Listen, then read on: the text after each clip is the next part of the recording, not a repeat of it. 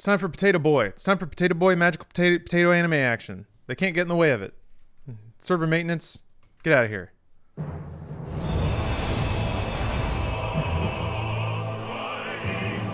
Hell yeah, it hits hard every time. Have you done the near raids yet? Yeah. Well, raids. There's the one, right? Oh yeah, the new one. Yeah, I did the new one yesterday. I wanted to give people. I feel like for the diehards out there, for the people who care about spoilers, they have a day. So I'm probably gonna dive in on the main story quest now, which I think I turned off the thing. Where the fuck would that be? Oh, here we go.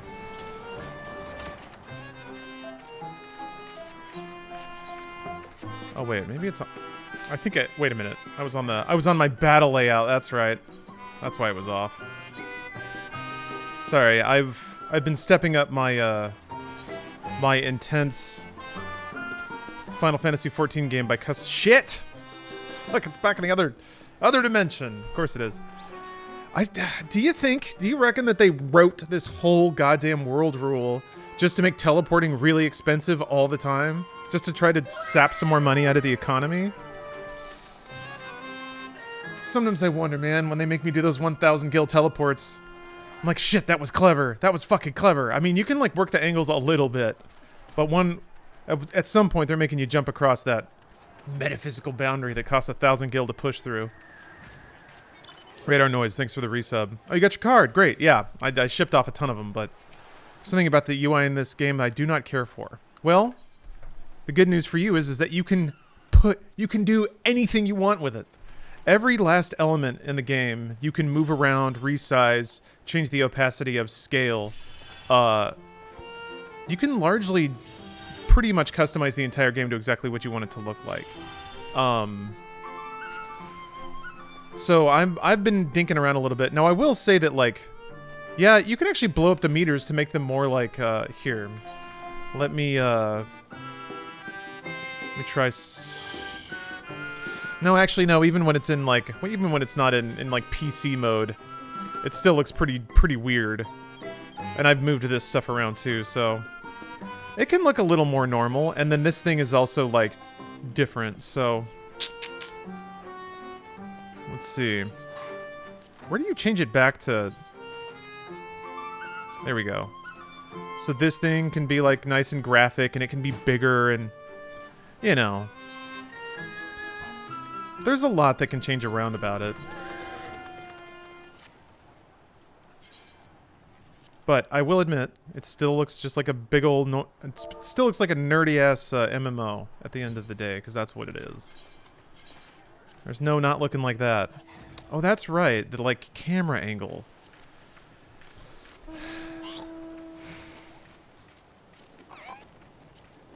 That's kind of interesting. Like, it actually changes the... I think you can set that somewhere, but I don't remember where. Oh, there it is. Oh, look at how cinematic. PC? Console. This does make way better use of the screen real estate, though. Oh, wait. I have to admit.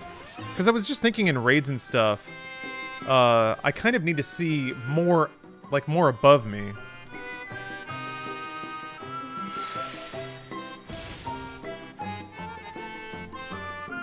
There we go. Now it's a console game. It's gotta be over the shoulder, right? Gonna be playing Returnal? Yes. I love Housemarque. I'm excited for anything they make. So, and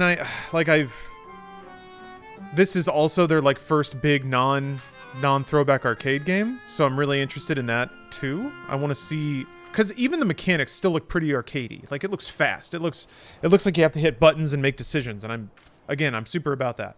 But if they've tried to build like progression systems and like overarching systems on top of those things to make it a longer experience or give more of that like double or triple A kind of aroma in the air, I'm excited to see what that is, because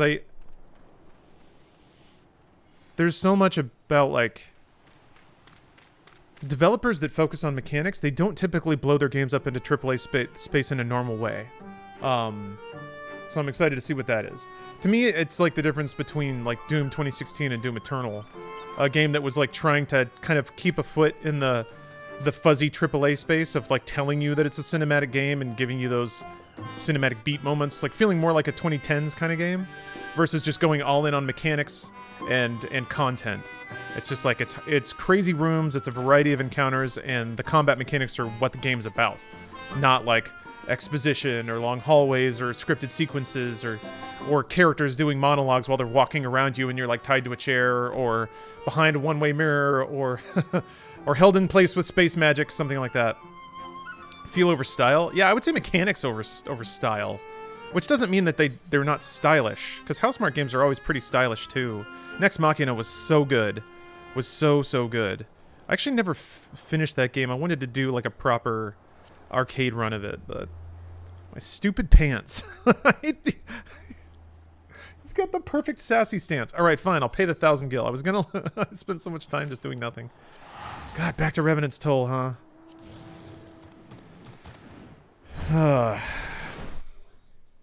All right, so I'm really excited to see what they've got going on.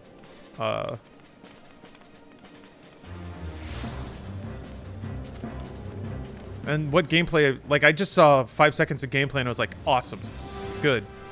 Don't care. Like I'm in. What am I not seeing here? Is it in the stones? Oh, it is. Okay. How's your item level? 496.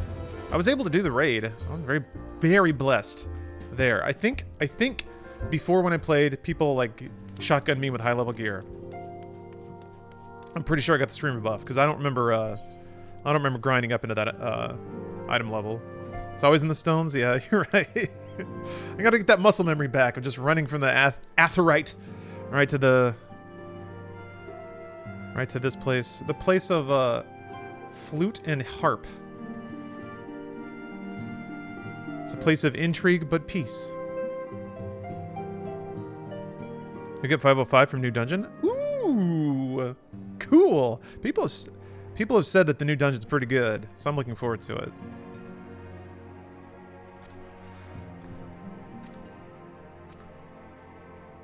Oh yeah, we're trying to get back into the political intrigue of this dimension. Oh. There weren't enough storylines on this singular planet, and now we have many.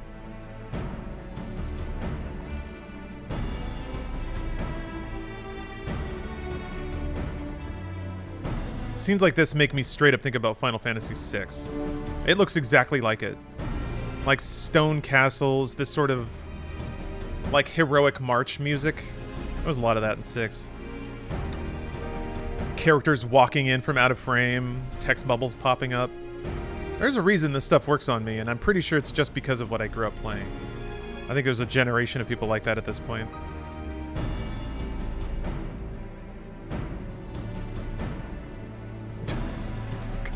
And God bless them, always putting your avatar in every cutscene. Yeah, Psychotic Clown? I mean, what is it, Xenos? He's bordering on Kefka territory at this point.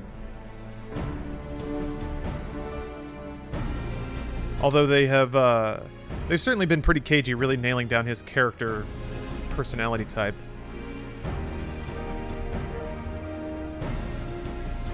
But that is like but one of the, like, they can just kind of click themes by going to a new villain. Oh yeah, he's got a sword gun. You don't have to, but if you listen to the Amalgist Tribe theme before the dungeon, that might be nice. It's called Pitfire. Alright. Do I go there to, like, find the entrance to the dungeon? Oh yeah, Gunbreakers or whatever. You can be that's a class now. I think they added that in Shadowbringers. You can have a gun sword. He basically, he kind of looks like Cypher from the back. It's just the coat and the gun sword, I guess.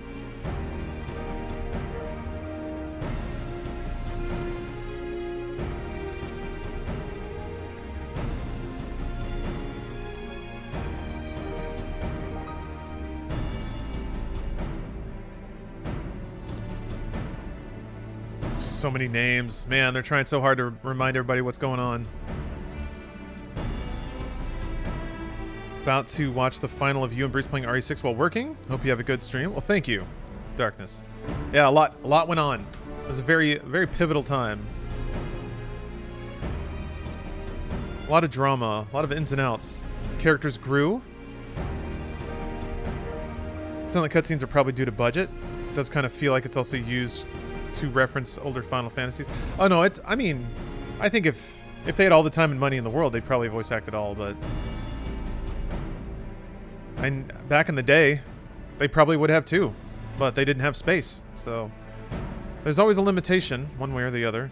Sometimes those limitations can land people at the same end result, you know? Same bottlenecks, or different bottlenecks, same endpoint, I guess.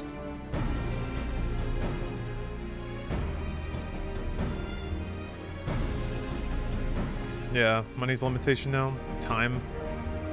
Logistics. Imagine having all the money in the world, but like the timeline of recording everyone's VO and editing it into the game just was abnormally long. I'm not saying that that's the case, but like it's not only time and money, but it's like what can get done in time, what lines up.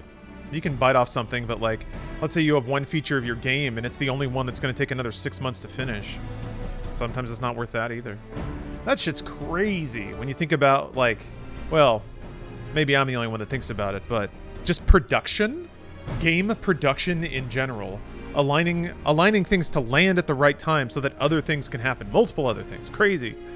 I was kind of wondering, is 14 doing well now? Yes. What is the reason for them to continue making traditional games? Like 16? Why not do what Blizzard did for basically a decade? I don't know. There's a couple of differences there. 14's doing really well now. I think it's the second most subscribed MMO, maybe the first. I think it might have taken first place. I could be wrong about I don't know, man. So I follow the Final Fantasy 14 subreddit. So they're obviously going to post like the most positive headlines possible.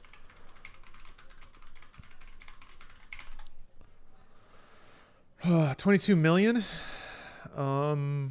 Seems to be the most recent one. That's pretty good.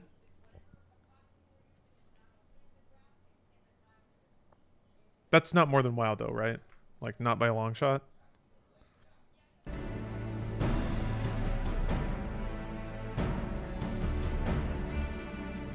Actually don't know. I have no idea. I don't remember the numbers. I looked them up a long time ago. But I would say why are they doing both? I mean, that's a good question. I would think that any company, if they could just flip a switch and do everything, they would. And I would wager it's not like Blizzard didn't try. There were bound to have been like multiple teams to try to make a Warcraft 4 at some point, and one reason or another, it just never shaped up to be a project that was worth pursuing. Money, timing, willingness to like make a whole new thing. When you get a source of money, it seems like Western companies, they hit a fork in the road, right? They can either like go all in on the thing and support the thing, or they like use that money to try to expand as quickly as possible. Like the sort of the Disney method of like everything you get goes back into reinvestment and making new product. Some people just want to like work a little bit. Yeah, Warcraft 3 remaster. Well, I would say the quality of that is maybe evidence of why no other Warcraft game got greenlit, because that one did. So the ones that weren't even like, yeah, whatever. And then yeah, there was StarCraft 2 and Diablo 3 and that sort of thing. So I think the thing is, the other dynamic is that two, it's a Japanese company, so they just work their asses off all the time. And then 3, it's a Final Fantasy is kind of a different property than Warcraft. It's not really one continuous product line. So each numbered game is essentially its own series. So it's just tied together by branding, and then they get the lift of having a numbered game that's the next one, and they share certain themes, of course, but they're all pretty distinct. So they get the sort of lift of the brand associated with games that aren't really all that tied together by brand. It's a different dynamic.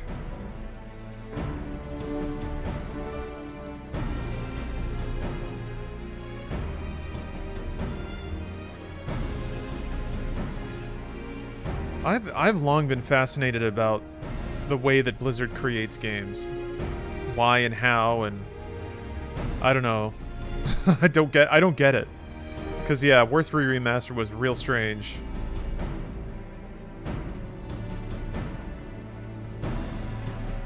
It doesn't.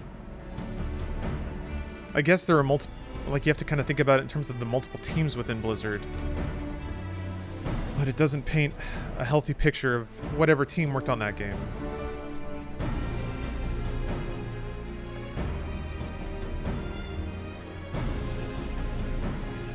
They seem to follow the trends of most any other game dev studio. Yeah, a bit. There's just a sort of like getting too big thing.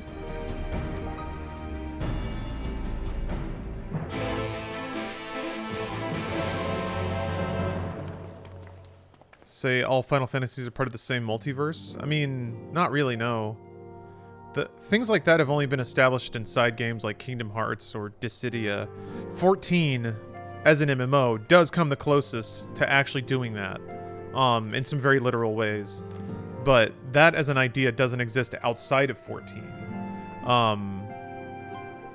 There are no like very cheeky, very small like Easter egg style references in one game to other games, but no admission of like interconnected storylines of any sort. I don't know, people get insistent about that stuff sometimes. Yeah, main character's mute. You have dialogue options to whatever extent that matters. Wait, this isn't where I'm supposed to go. That's the muscle memory.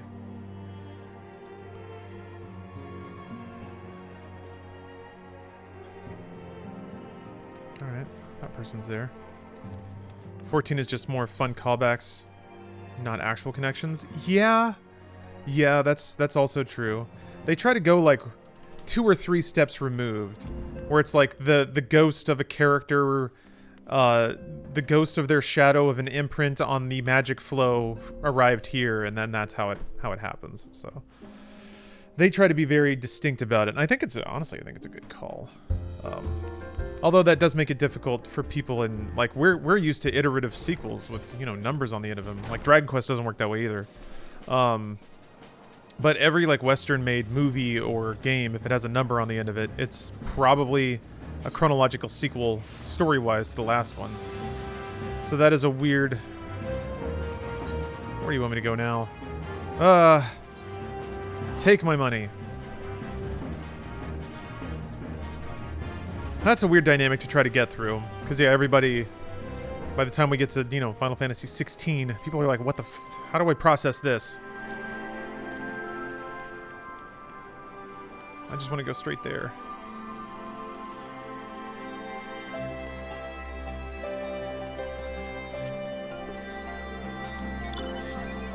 They tried to do that with 13.3. In the crossover event, she's given a Mikode outfit to take with her. But in the game, she gets her Mikode outfit as a cat food promotion. Oh, that's awesome. Well, yeah, and 13 was unique in that it was 13 and 10 seemed to be the 12 had a sequel on DS. Yeah, they put out 4 had a sequel, I think, the later years or some shit. I never ended up playing that. Oh, that reminds me. Oh, okay. Clear the calendar. I don't know why I didn't think about this until just now, but yeah, speaking of classic Final Fantasy, Fantasian is out. And I think Steph will let me borrow her MacBook so I can hook it up and play it. Does anyone in chat, is anyone aware? Oh yeah, Dirge of Cerberus. Yeah, 7 is a whole universe now. Does anyone in chat know any issues about streaming from a MacBook? You know, I have an adapter that can do HDMI out. I think you can just like Bluetooth an Xbox controller to it. That should be it, right? That's it. Right? I just have to sign up for Arcade and download it.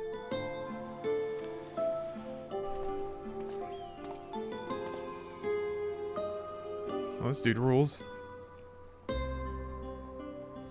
What about Gilgamesh? Wasn't he a character that's supposed to travel through the different games? He shows up in different games, with like a loose collection of personality types, but he doesn't reference his exploits in other games. Nothing is ever just it. I know. That's why I'm asking.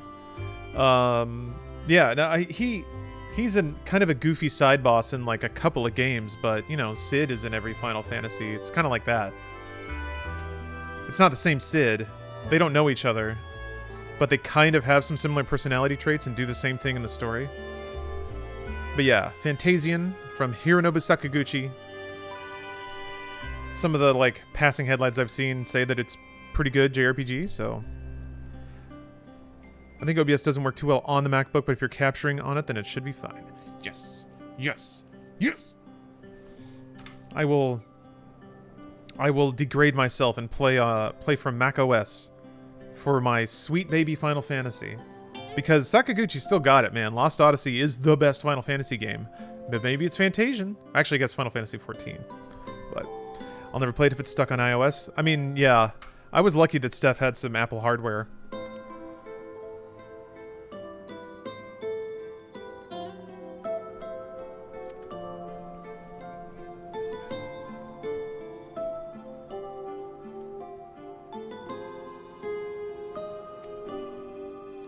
I'll play it if it comes to Switch. It's such a good fit for Switch, right? But Apple is not a company that shares. They seem to pride themselves on never, ever doing that.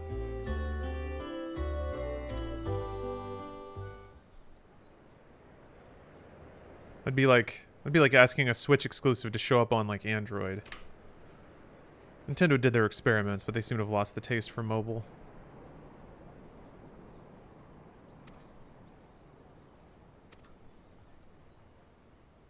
I'm hoping it was like the last Shantae game and it's a timed exclusive. Man, I hope so. Indie World Showcase today was real good. Oh, there was an Indie World Showcase? Ooh. Yeah, every time I fry, this is the 5.5 patch. The main story quest. Oh, I did hear about Oxenfree 2. That's really cool. Now that is like sequel to a story sequel to a story-based game. That's pretty cool. It's like 5 years later or something. I don't think I actually finished Oxenfree, but I really did like that game. Had an interesting discussion recently. If somebody wanted to get into Final Fantasy, where would you tell them to start? I mean, that's a weird notion, because it's a pretty disconnected anthology of games. I would like to offer my gratitude to Masters Thancred and Urion. I would have to ask them what kind of games they like. To infiltrate the Imperial capital and live to tell the tale, much less in times of civil war. Thanks to them, we may plot our course in full knowledge of how the winds blow in Garlemald. Lady Dimitrescu's late to the damn party. 14's had Merylwib forever. Taking up that big lady quota. To have been of service. But verily, such dangers as we did encounter pale into insignificance next to those faced by our comrades. An Ascian, armed with the might of Bahamut, bent on bringing about the final days. Played 7 Remake as my first. 7 Remake is, I would say, probably right now what I'd recommend. It's got a good mix of like charm, personality. It's got the production values for sure. It's got great music, good environments. It's got a playful spirit. So, Counter Scott Go. Thanks for the Prime. Theatrix. He sought only to make a show of the power at the Teleforoi's disposal. But since then we have seen no sign of this Fandaniel or his worm. And while we've done what we can to bolster our defenses, there's no telling where he might strike next.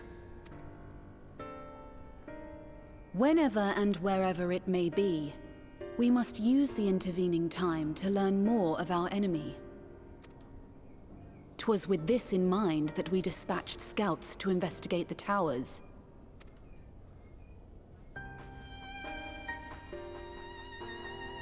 Our advance party took longer than expected to return.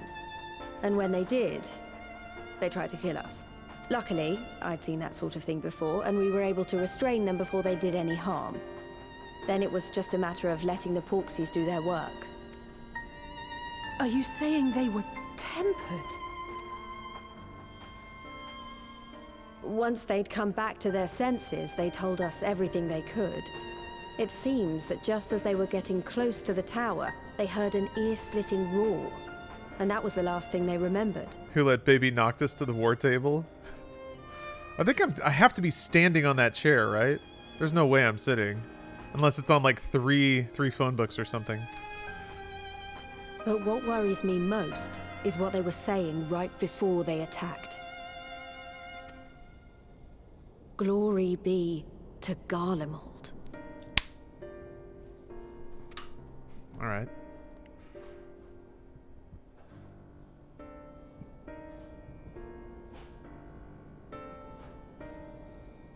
The Tempered have heretofore ever been thralls to primal entities.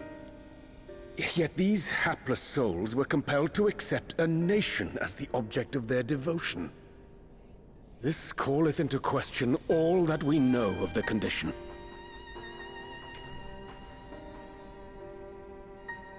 Would that the unsettling news ended there. Alas, there is more. Following the earlier reports of missing Amalja, we have learnt that other beast tribes have suffered similar losses. And we now have reason to believe that the abductions are connected to the appearance of the towers.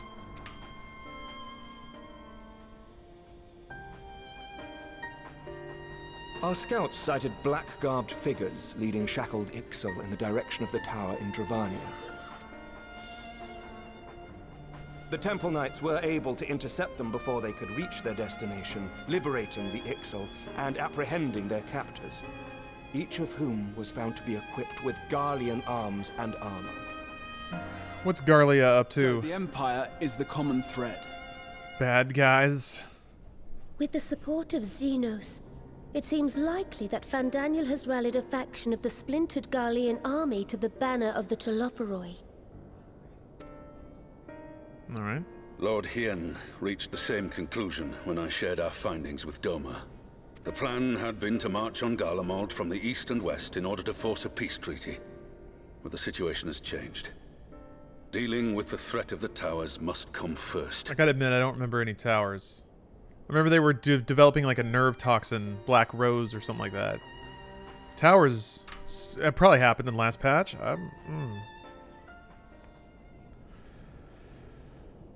I'm totally sitting. How's that possible? Given the nature of the enemy and the proven risk of tempering, I could think of few suitable candidates to aid in this task.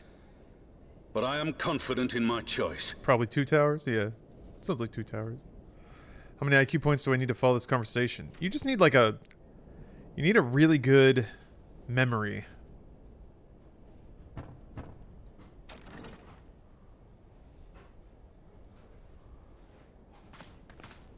What? Oh yeah, angry lady. She finally calmed down? Resistant to primal influence as they are, they can investigate the towers without fear of being turned. We are glad to put our gifts to use, Commander. She was a little genocidal last time I saw her. Unless I'm thinking of a different character. Oh, that's right, Dried Skull, yeah. Black Rose was destroyed by Xenos because he thought killing people without combat was lame or whatever. We must know more. Yeah. Strike back at our foe. I'm counting on you. That seemed like a rare whoopsie by Final Fantasy XIV storytelling. They introduced this whole thing and they were like, yeah, nah, we won't go down that road. If it would give us the upper hand... There's been a couple of micro corrections lately. We won't let you down. But it's been shockingly on point over the course of the last 10 years. So I'll accept a little whiteout here and there, just a little. Make ready and join your escort. Love Lala's and dramatic-ass cutscenes. It's so funny. It's so good. It's also like NPCs match at eye level, so a lot of the times they'll be like talking, and then they'll be like, "And what do you think?" And then just like look down at the floor, and then there will be this like perspective shot of me holding like a cookie 6 inches off the ground at this giant towering over me, and they're calling me like an unstoppable hero and Oh my gosh, it's so good. Legendary. I'm down there with my animal crackers. Just Come on, let's talk outside.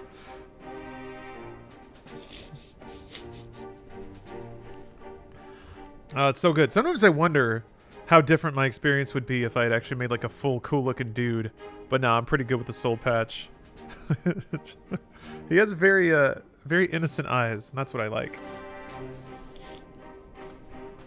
He sees the world like none of us can.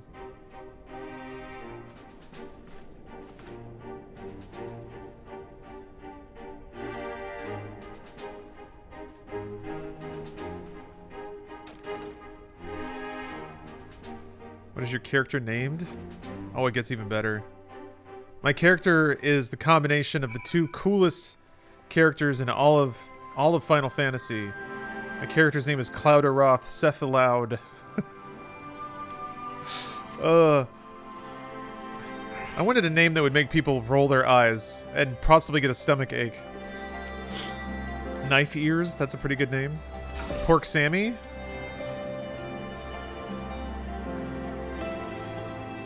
There's some good names around. Sometimes you can have a good time just checking out the crowds. Oh hey. Oh. Oh, you got the cloud bike?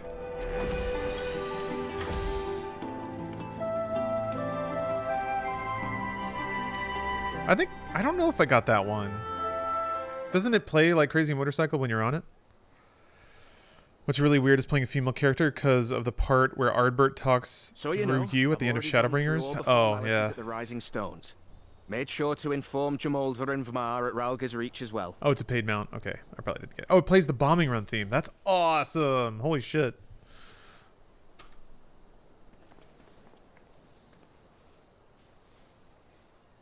Arenvold, I admire your enthusiasm, but this is far more dangerous than anything you have done before.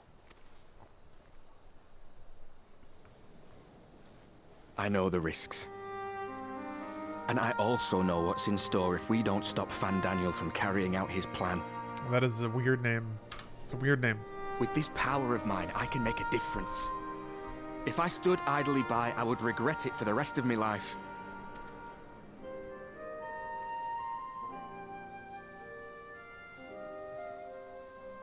Oh. And you, Fudola? Is this what you want? Finally, MMO teeth. What are you asking me for? It's not like I have any say in the matter. Oh yeah, she's a ray of sunshine. Fordola's a nice girl. We both know Commander Aldin gave you a chance to refuse. And you didn't. You still using the gaming claw? No, actually. I'm gonna exchange it for a larger sized claw. I got those gamer hands. So the Empire's finished. I need that spread. Well, that's so that I can clamp down on it with maximum gamer force. Slit its own throat. Yeah, I measured my hand, and my like palm to finger was exactly 20 centimeters, which is exactly the size difference between the normal and the large size controller. So I ordered one and tried it out. I went with the small size. I was like, maybe it'd probably be better smaller than bigger. But yeah, it just didn't feel right. Flamadeus, thank you very much. Name a more iconic duo than Final Fantasy and Angst. Oof. Final Fantasy and spiky hair. And now, from out of its twitching carcass crawls the Telophoroi with bloody Xenos at its head. I fought for Garlemald. Killed for Garlemald. What was I part of? I need to know.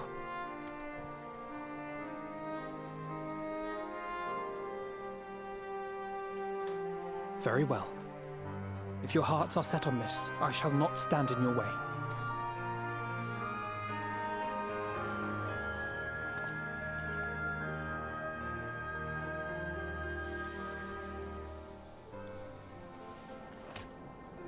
I have almost every mount in the game on my main tune. Stupid damn promo shit that I never managed to get bugs the hell out of you. With your touching display of camaraderie, I have a question. Yeah, that would drive me slowly insane too. Exactly. That's probably why I never tried to bite it off, because I know there's stuff that I just can't get anymore. I just realized that Twitch auto-mutes streams as soon as you enter them, but it doesn't do that when it auto-plays an ad. Go figure. Really? Spaghettis? Huh. Does it unmute for ads? Well, the one in Girabani is said to be tightly guarded. It's patrol after patrol out there, apparently. We'd be spotted before we got anywhere near it. Which is why we've set our sights on the one in Pagalthan instead. There shouldn't be anything like as many Imperials to worry about down there. Even so, I doubt the local Amalja will look kindly on it if they catch you sneaking around in their territory. Fordola and I had a chance to learn the lie of the land in our previous forays there. We might still find trouble, but at least we won't lose our way.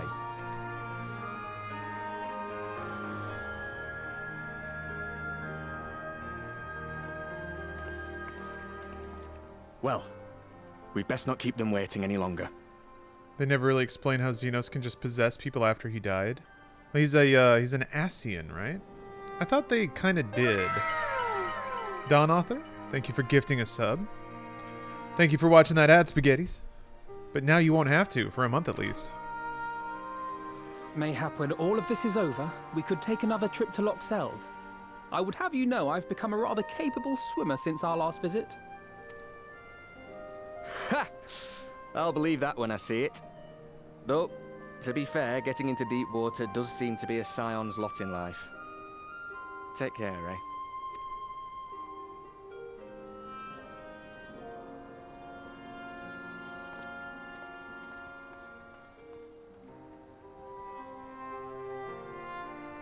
Xenos is an Asian. Garlemald managed to synthesize the Echo and perfected it in Xenos. It means a lot. Oh, okay.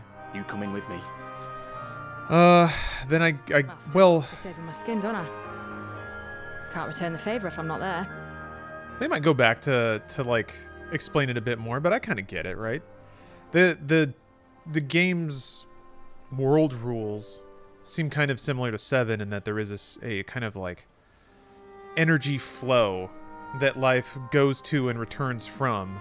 So I guess they in his I dare say you'll get your chance there's a before name for it too, right? Fandaniel They actually sounds have like a tricky names for customer. your soul or your life essence as much opposed to your selectively, body.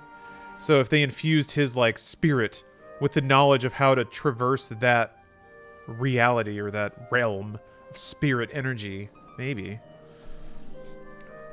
I guess, and they actually, you know what I just realized? Part of the plot did kind of create the technology to cram somebody's soul into a crystal.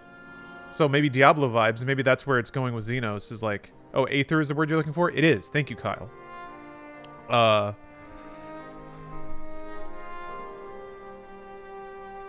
Fordola also manages to use part of resonance. It's why she's immune to tempering. Primals make you go nuts. Xenos' version of resonance is just perfect. Okay. So what you're telling me is there's a ha and a ka? Yes. That's the thing. I think they had a few quests in Stormblood that explained what resonant was. Fordola has it too. Okay. So they are... It's like having Dooms in Death Stranding, I guess. Another impossible to claw through a pile of lore. But we both know I'd just be another soldier if it weren't for my gift. And I need to be a damn sight more than that given what's coming. It is one of the things I do appreciate about 14 is that the characters are intelligent and they seek to learn, but they're gated by their own understanding of things. And so you, as a player who doesn't understand things, gets to kind of see intelligent characters learn things and you learn along with them, kind of. It's a better format than just sort of having like a know-nothing character they have to explain everything to. It's neat. I realize I can't hold a candle to a It hero is like internally Warrior of consistent, Light or even though it's Alfred about for that magic. matter. He might look like he's 12, but he's seen more action than most people see in a lifetime. No, the fact is I'm nothing like them, and maybe I never will be. But I'll be damned if I don't try. Nick Siciliano, should I dive into a Final Fantasy? I tried playing 10 and I didn't like it. What would be the best to start with? I think 7 Remake, probably. Oh, hey, Jez. Welcome. They're counting on me. On us. So let's give it our all. Time for hot Final Fantasy boys? There's a couple of hot boys in this game. I don't know if we're going to be spending a whole lot of time with them, unfortunately.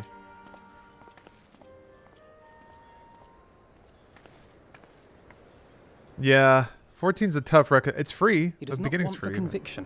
That much is certain. Yeah, 14 also So doesn't let's not forget fade it. characters. Him That's and true. Fordola both. Characters will leave While and then they come back a sit long the time. towers, I would attend to another task. After a long time and have all their Chasing stuff down going this on. Luna Are you gonna play behind. the Elyon MMO beta? I haven't heard of that, so I'm not sure.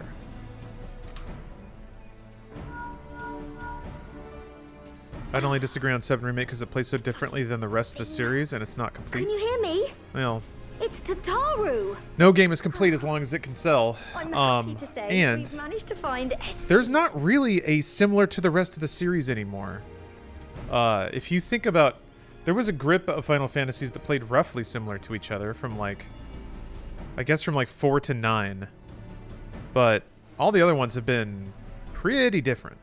So I kind of don't associate Final Fantasy with ATB turn-based menu combat anymore. So hello, Ethan. I'm sorry to say he went running off again the moment we told him about Bahamut. But he did mutter something about heading to Ishgard, so if you're quick, you might still be able to catch him.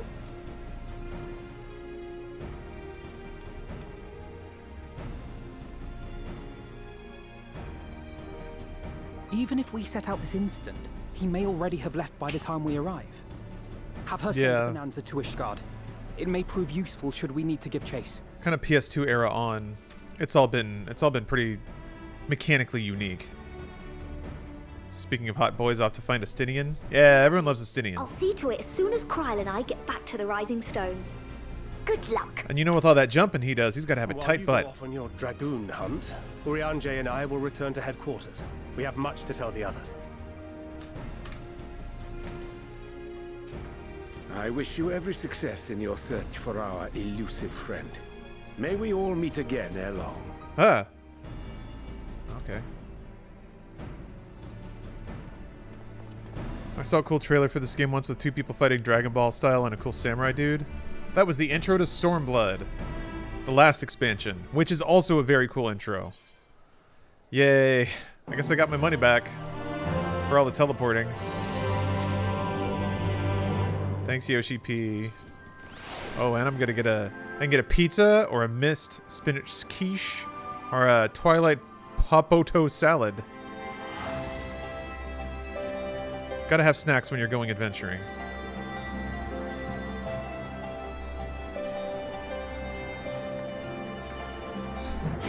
Dragoon is the only job that has a canonically more powerful character using the same job.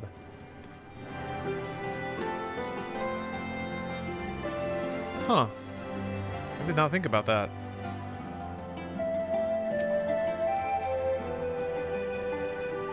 Yeah, I guess huh. I didn't know the bike could fly. I guess it has to. I like you can always pretend like you're jumping from the Shinra building onto a motorcycle. Is that a cat girl in her underwears? How lewd. Let's see here, we got a lion boy. We got I'm glad that 14 finally added some beef. That's really cute. Oh my gosh. Oh my gosh. There's a tiny little koala on her shoulder. Oh, it blinked. Oh, look at it. Fuck. Fuck. Okay. There's a frog. Well, this whole game is frogs now. Oh, I love it. I'm supposed to do a quest. Alright, let's go to Ishgard. Is that a duck? That's a duck. Oh, why are they so mean to that duck? Hey, Pooridge. Or Pruge, excuse me. Your stream overlay looks neat. Thank you. It came together pretty nicely, I have to admit.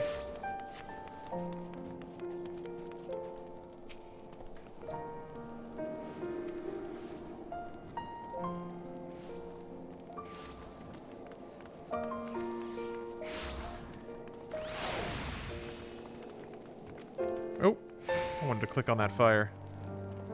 Does it follow you around? Oh wow, it actually stands still, huh? Do we have to do quests? Can't we just look at frogs all stream? Is Yule Moor still kind of the home base for people? Alright, Chicken Man. Okay. That's a cute hat. A little butterfly? Whoa, damn. Over here with the cyber goggles. There's so many clothes in this game. Why do I look like trash? It's not fair. Machinist class. Screw it. Forgot it's not.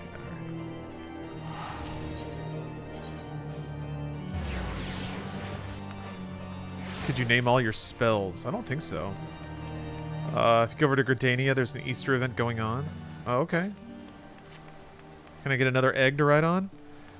You could write a macro that calls your abilities and then name the macro whatever you want and give it whatever icon you want. So yes, you could name your spells. If you want to call it like Ass Blast 5.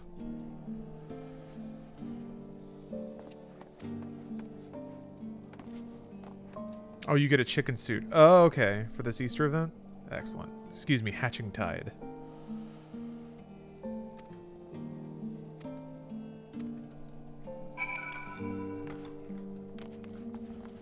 Oh, the airship landing. You're gonna ask me to remember how to get there? Damn. Wouldn't be Final Fantasy XIV without getting lost in Ishgard. Oh, could you remember the names of all your spells? Ah, sorry. Thought I was a little too functional about that. Yeah, let me think about this. Okay, hold on. Do I get to look at the icons? White Mage has some bonkers-ass names for abilities, but I can probably name most of them.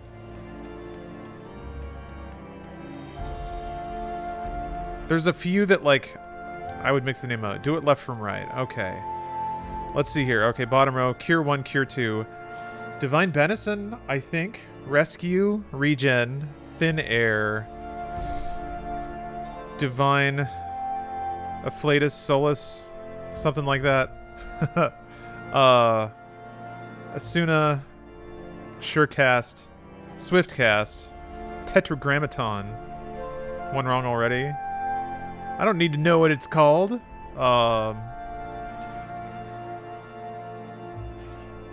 Confession? Holy? No.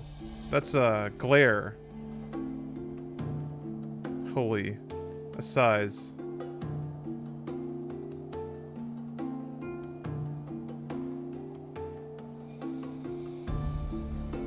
I don't know what Shift F is. Presence of Mind. Oh, that wasn't Thin Air. That's Thin Air. That's oh, it's the Wings one. I actually don't use that much. Yeah, that wasn't Thin Air. Starts with a... It's one word. And it's your, like, it's your overdrive healing ability. Temperance. That's the one. Yeah. And then there's the Hurdy. There's the Hurdy flower button. Repose. Liquid Aura. Raise. Sprint. Random flying mount. You should use it? Yeah, I should. I should. It's one of those, like... It's one of those extra buttons that I didn't ever quite really pick up. Medica 1. Confession, I think. Heal 3. Medica 2. Asylum. I don't remember the name of that. The heal over area flower spell. Limit break. Lucid dreaming.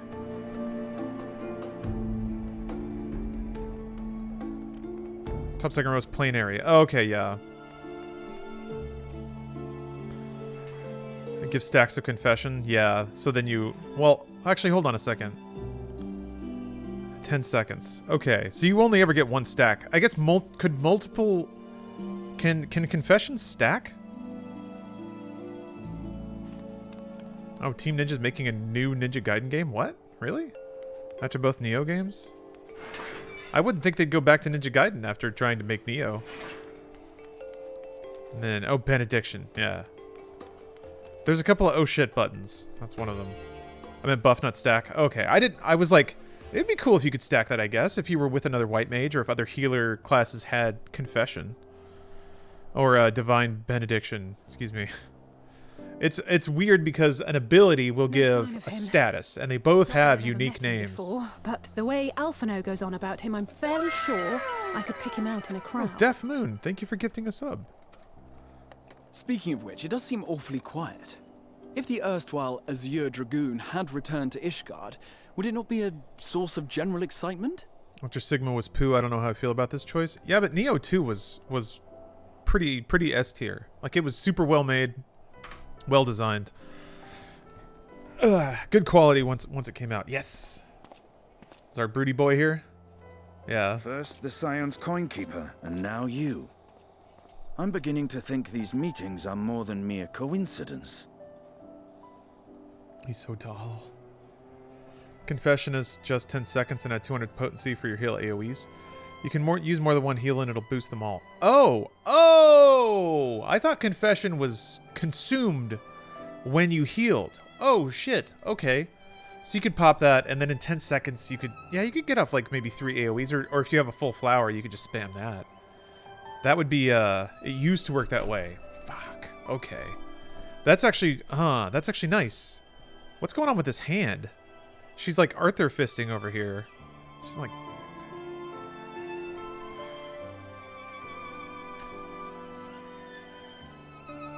Was Neo 2 good? Yes. Not that I'm complaining. Plenary is rarely useful, though. Is that the one? Is that the shield? Too long. Where it's just like 50 hit points of damage or something? You look an ilm taller and twice as rugged. It suits you, Alphino. He was nice. Oh, head pats. This game has to remember that it's anime sometimes. Have you been giving him lessons on how to be the strong, silent type? Is Asinian about to get bonked? Is Alphino gonna pull out a frying pan and bonk him? I am not. Oh, I even miss. Alphino! I even misunderstood. That's Alizé. If the two of you are such firm friends, perhaps you should remember what he looks like. And what do you mean, rugged? They used to have more opposite colors. I guess it's the hairstyle now. Ugh! Had my brother mentioned what an oaf you are, I'd never have bothered looking for you in the first place. It's not my fault they're identical. Magical twins. It's another Final Fantasy trope. Do you think that Final Fantasy XIV is still accessible for new players with the amount of content? It's not trying to be accessible. I mean, the way that it's accessible is that it's free. But it has never once pretended to be anything other than an assload of fantasy. So it doesn't really try to, like, change those aspects to lure in new players. It's just that. And the people who like that are going to play it, and the people who don't are going to play something else. Estinian Wormblood, the Azure Dragoon. He who fought and felled the dread worm Nidhogg at the Warrior of Light's side. To think the day would come. Oh my god. When I should see this living legend with my own eyes. This game does occasionally get anime wacky. Usually it saves all that shit for the Hildebrand quests. Would someone mind explaining what is going on? Fanboy Graha. Is everything all right? I thought I heard Alizé shouting. We finally got a Catboy on cast. That's important. See? Where's her red dress? It's been too long. How else are you supposed to know? I guess she has a red bow. Like Ms. Pac-Man. No, it's quite understandable. That was hardly the first time we've been confused for one another. Nor, I suspect, will it be the last. Wanted to get into 14, but the scale of this game scares me. If you have an obsessive personality, I think there might be reason to be concerned based on the amount of stuff. If you can't leave a side quest undone in a game that you play, then it may not be great for your life. But if you're okay like playing something and then walking away from it when when you lose interest or something like that. Well, I, for one, will not be making that mistake again.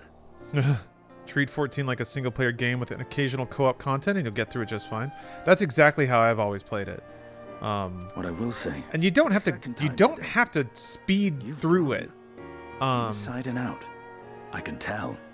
They can't add content to the game faster than you can play it, so there's really no rush. One can't remain a spoiled little lordling forever, you know. All the content stays in the game. You're not losing anything. At least someone's having a good time. You know, when we were growing up, Alphino would never befriend other boys because he couldn't stand the thought of not being in charge. But maybe that's changed. He seems just as happy around Astinian as he does Arenvald. Ah.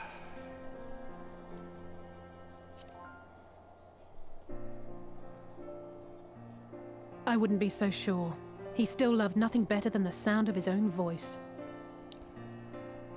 For one reason or another, MMOs hit me in my social anxiety. Never really been able to get into one unless I can get by with as little communication as possible.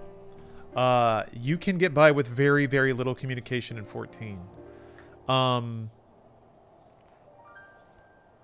The only time you have to communicate is when you're in a dungeon and there's a boss that has like a wipe ability that people just don't get. And you have to kind of like say some words to be like, look, you guys are like dying to this over and over again. This is what this means. Please do this when this happens. But even then, in some of the more modern dungeons, they've been adding AI partners that will do all those things. So they're actually finding ways to even remove those points. But I found that like in most dungeons, if you play your role, like the dungeon's difficulty is tuned that if everyone hits some bare minimums with their roles, you can get through it just fine. So, but yeah, they've added the trust system, yeah, where you can basically build a party of AI players that will or AI characters, these people that will go through the dungeon, and they'll move where they're supposed to. So you see them moving, and if you just follow them, then you learn the mechanics. It's phenomenal.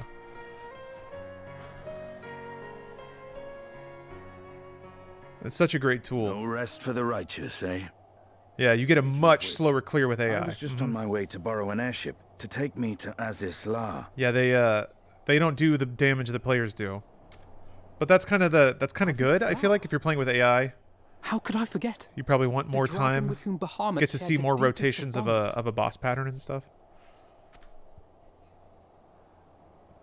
Aye, Tiamat. But people in this game are even now she remains imprisoned on Azis La. I would say they're remorse binds her faster than any uncharacteristically friendly and enabling, because the game has multiple mechanics that actually reward players for helping newer players, like materially help them. There's one of the coolest ideas in this game is that there's a new player bonus for any like dungeon run. First of all, they have mechanics that incentivize higher level players to get into the dungeon matchmaking pool. But then they also have bonuses that are given to all players when anyone in the party hasn't finished the dungeon yet. So if there's a new player in your party, you're actually happy because it's worth your time to carry them through the dungeon, because you get more rewards than just bailing and rolling it with a faster party. Which some people still do, you know, you're never going to stop that, but the game does try its hardest to provide an open and welcoming environment, and it does that by actually materially rewarding good behavior. It's really neat. It's slower, and I doubt newer people will be warm to big pulls. I always thought as a trade-off, so it doesn't take over the main duty finder system. Yeah. Because it has been a bit intimidating for me if I'm like, I haven't played in months. I get in the duty finder and the tank runs through like 4 engagements and pulls them all into a blob. And I don't remember how to like hit all my buttons. But, you know, that's the trade-off. As the one who first summoned Bahamut, you believe she may be able to shine some light on his latest incarnation. There's actually a ton of kind of mechanics in this game. If you... Might I suggest that we make the journey to Azis La together? I'm not sure if Tataru mentioned this, but we Scions have an airship of our own now. If you tell a tank to not make too big pulls, they will listen 90% of the time. There's that too, and also if a tank does a big pull and wipes, then tanks usually adjust back. I see no reason why not. And one wipe is like, it's not a big deal. Bear the thought of sharing a deck. Especially at the beginning of a dungeon. Be my guest. But confuse me with Alphino again, and I'll throw you overboard.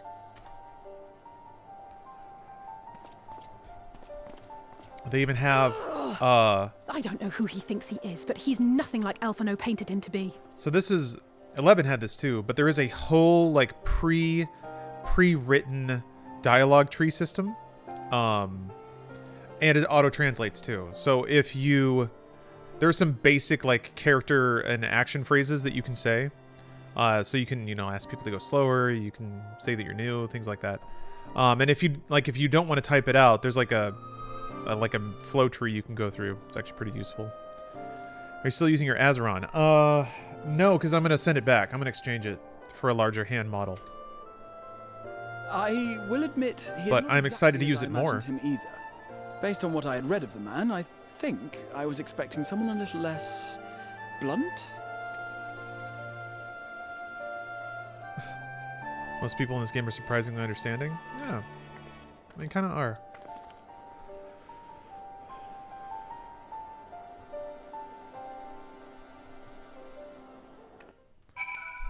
People that play 14 are truly civilized. Where the hell am I? I'm here now.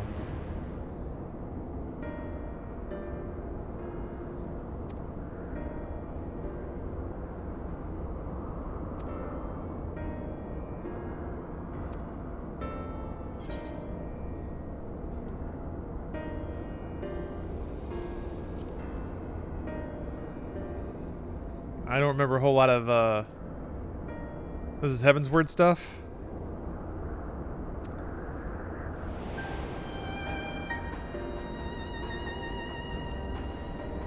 As this law is the last area in Heaven's Word. I was so hyped when I got here. Ugh. I barely remember that. I played through Heaven's Word like over a weekend, I think. By that point, I think I was... When Heaven's Word came out? I think I was working for Machinima full time and putting a lot of time into that. Hey, what's up, Iceman? Welcome.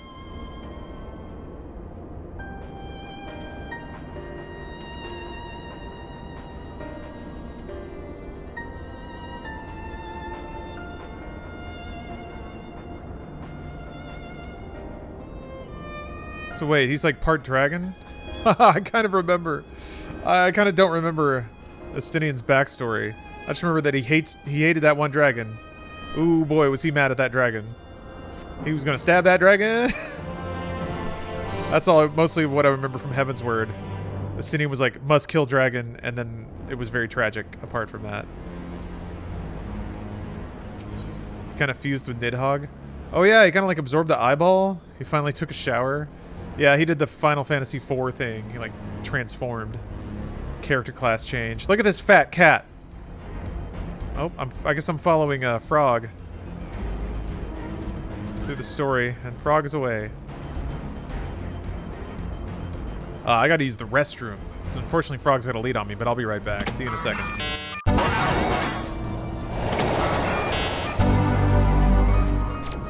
Hello. I peed and I got water, which means I bought myself another hour at least. Big gaming time. Oh my gosh! That was cool looking hair. Sorry, this bird is very large.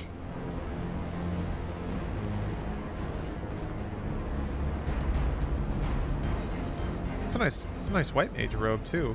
It's been a while since I've had like what I would consider a real solid white mage robe. I think I got to like some in-game content in...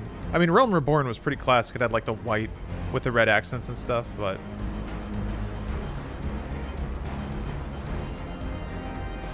Angry Burb. Oh shit, that's a lot of players. Is this a dungeon? This must be why everybody's packed up here. Whoa, that dude was flying on a fucking robot! God damn it, I want a koala to clamp to the side of my stupid potato head. There's a tiny unicorn in there. That's a cute hat. It's got a little palm on the top. This is the best outfit. You look so cute. Oh. Man. sitting here in my sweats and my underwear. There's knife ears again. I never played much of White Mage since healer anxiety hits me pretty big. I can understand that. Yeah. For better or worse, a lot of the bigger fights, well, I guess everything's hard later on, but I haven't done a whole lot of DPS. I don't know what the tragedy of DPS is, because it really does seem like it's just hit all your buttons and don't die, whereas it like making evaluated judgments between healing and damage and moving around is a bit more complicated. When did you start to use the new bumper? Oh, the like transition stinger. That was maybe like a week ago. Handful of days. It's pretty new. Also good to see you, Novar. It's plain she knows naught of recent events. Perhaps you should enlighten her. But yeah, healer anxiety's rough. That's kind of why I don't play on controller much in dungeons, because it's difficult for me to like swap between all the ability layouts on buttons. That's kind of all there is to DPS. Intense knowledge of a fight to know when to pop cooldowns, especially if you have cast times. Okay. I didn't know if DPS was responsible for like buffs and debuffs or interrupts and managing those cooldowns, or if it's just now's when we have to save all of our damage dump. Like, do it all now. I have to send my brand new LG ultra wide back. No. Why is that? Dead pixel or something like that? That sucks. We're just not turning on.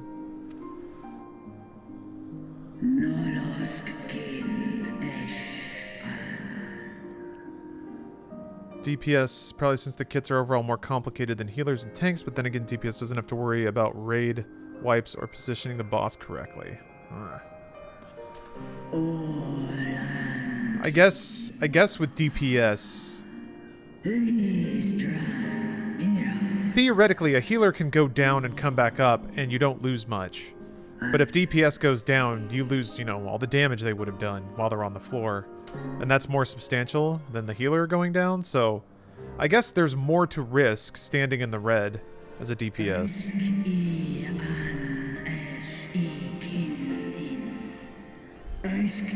Tank usually handles the few interrupts that are required. DPS just puts out the big numbers and avoid mechanics. Okay. Huh.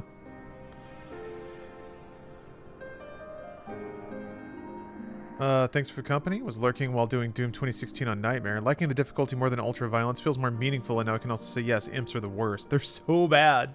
They're so bad. That particular mix of how imps hit you and how much damage you take on Nightmare, it's just awful. At the beginning of 2016. Much like those held here in Asisla. If dragons who worship Bahamut are required to summon him, that must mean...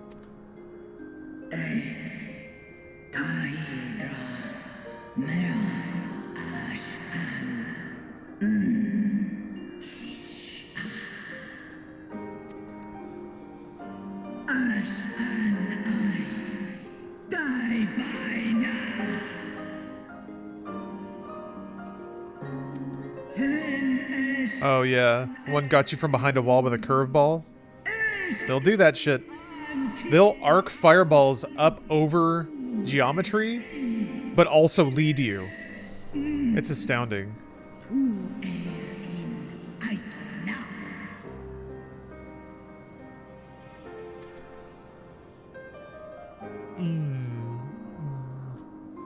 Dragon mad.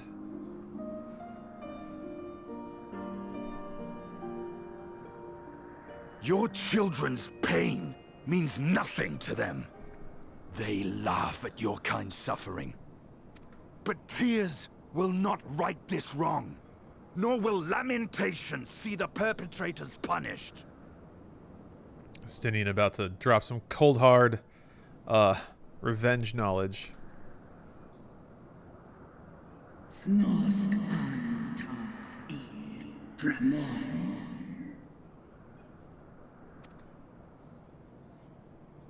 Behavior befitting a great worm.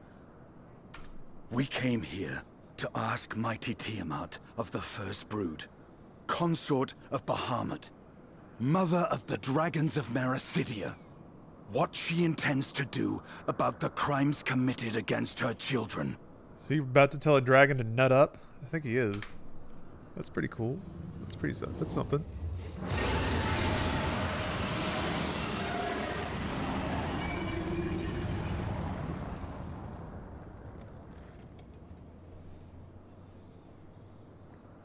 Time to vag up Shinsu's lady. Sonntag. Cloa Cup. Goes went on. Ale o es an in. Ale kum ak in. You too were exposed to his influence. That you are yet in possession of your own will is testament to the indomitable strength of your soul. But were you to meet with Bahamut again, you fear you might succumb. Es snoska dramon kin. Nestra in. Iles I. Nesh an. This is pretty wild, yeah. They're just straight up dipping back into Heavensward stuff. I was kind of done with dragons by the end of Heavensward, I'm gonna admit. I'm not much of a dragon guy. Heavensward was a little bit weak for me. I do like Snow, though, and the music was good. It was solemn, yeah, as you expect Snow music might be. And Estinian was a cool character. But, Stormblood was much more my speed.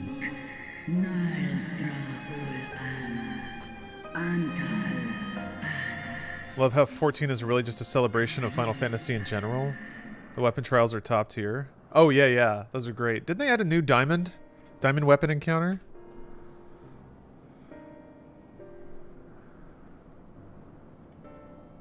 I know because I saw the quest name Duty in the Sky with Diamond in the patch notes, and I was like, motherfucker. On the matter of Bahamut's influence, at least, someone must stop them. I believe we can be of some assistance. If you're afraid of being enthralled, don't be. We have a cure. And while we've never tried it on one such as you, its basic principles are universal. Usk she's in.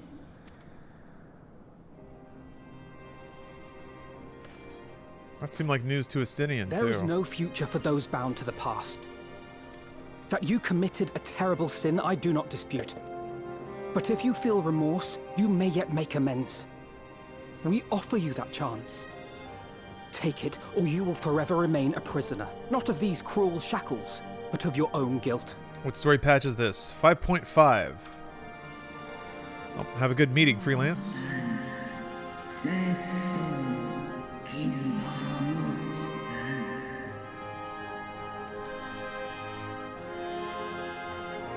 Sparkles. That's what it's like when you're a dragon. Sea sparkles, dragon sparkles.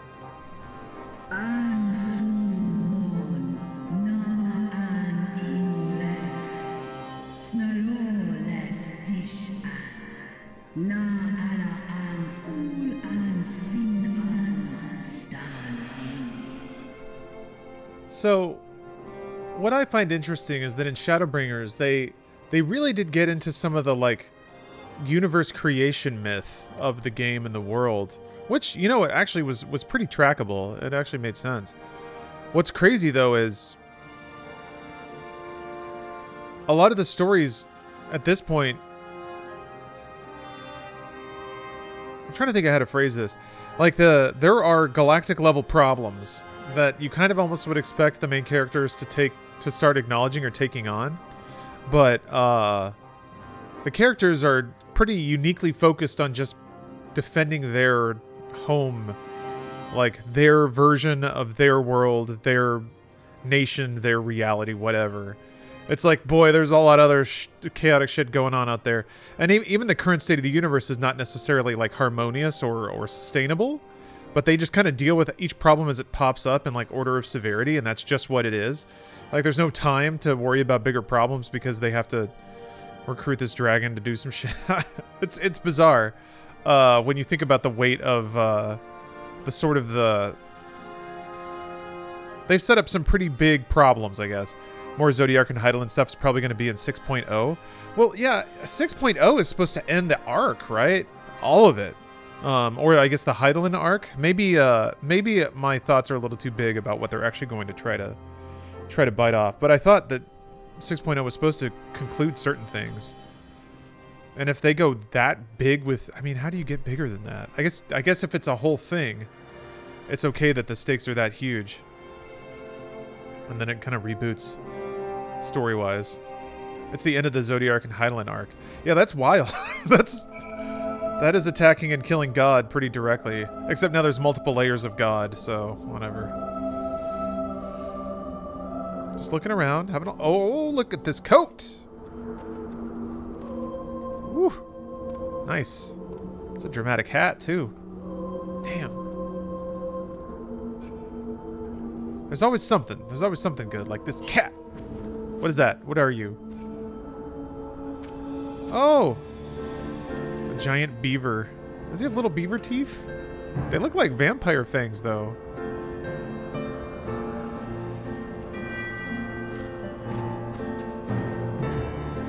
I like his little hands. We watched Attack on Titan. Yeah. I'd like watch through the end of Season 2, I think. I need to come back to it. Because I did enjoy it. Main writer for Shadowbringers is in charge of Endwalker stuff. Yeah, good stuff.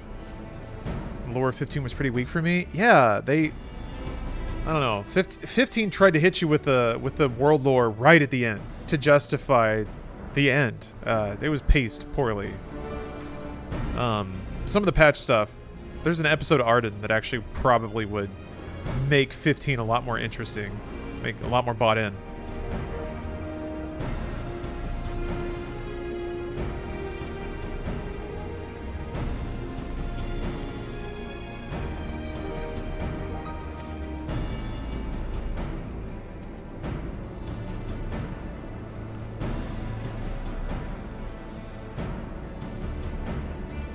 Natsuko Ishikawa is the writer? Okay. I'm trying to learn the names of a lot of the 14 talent that I've enjoyed for years. I've kind of just enjoyed it as a product, but I never really dove into the actual makeup of the team and, you know, learn the talent that has produced some great stuff over the years.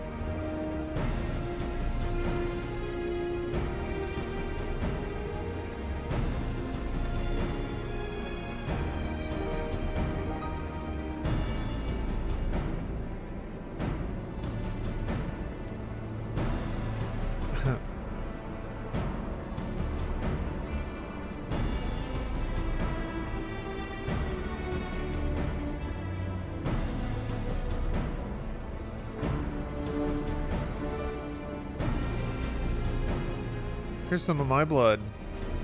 It's a normal thing to do. Just something normal bros do. Yeah.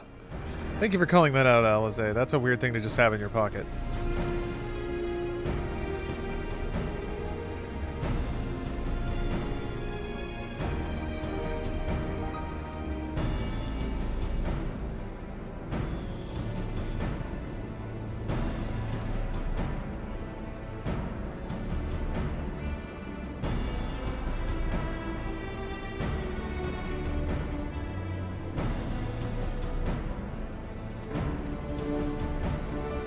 Is there going to be a massive boss at the end? Yes. Well, there's going to be a dungeon. I feel like I'm marching my way towards it. In typical Final Fantasy style, this game is largely broken up into people talking about lore and then a big old dungeon with a lot of fights in it. And some treasure chests. That's a big old turtle. Being ridden by delicious ramen. Very nice. Oh yeah, here's my egg. Little chocobo pops out of it. A little doggo down there. Ah, what a vibrant world. This dungeon's pretty... Is that a Yeti Pog? What is that? Pharaoh Poggers. I'm okay with some Pogger. I could use some Poggers.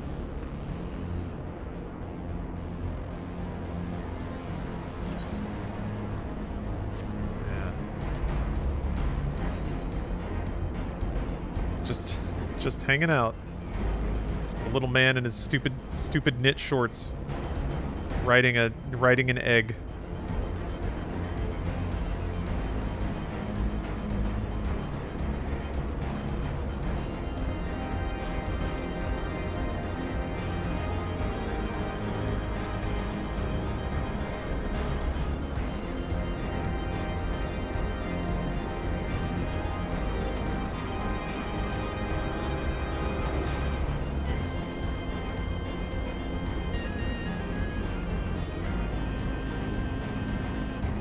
Oh, wait. Oh, there's a fair amount of, there's more talking yet to occur.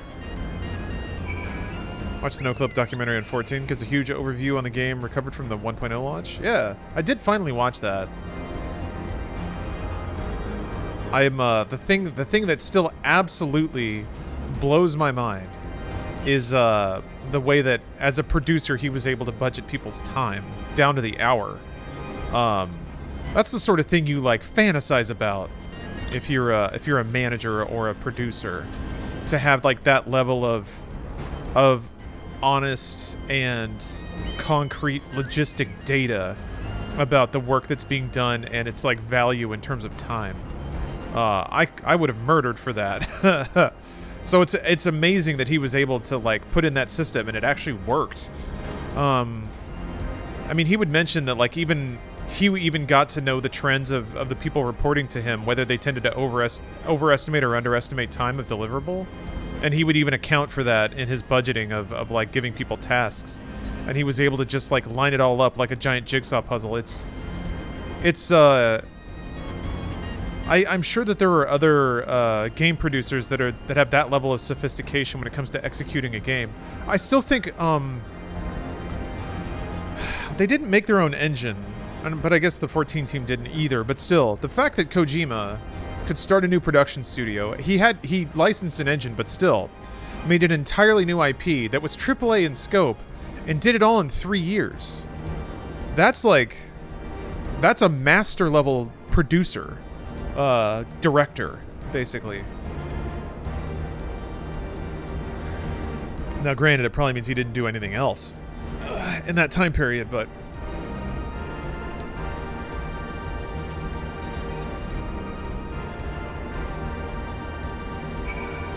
But I still think that, like, people can have whatever takes they want on the game itself. I mean, that's what it's for. It's fine art. It's meant to be divisive, or it's divisive by nature, is what I should say. Based not necessarily in terms of it's like, I just meant the number of people who like it. That's all I mean. Reception. But he got a AAA game, new IP, AAA game off the ground in 3 years with a new staff in a new place, on like a new engine. Some people can't even do that when they got the deck stacked in their favor. It's crazy. I still think that's really, really impressive.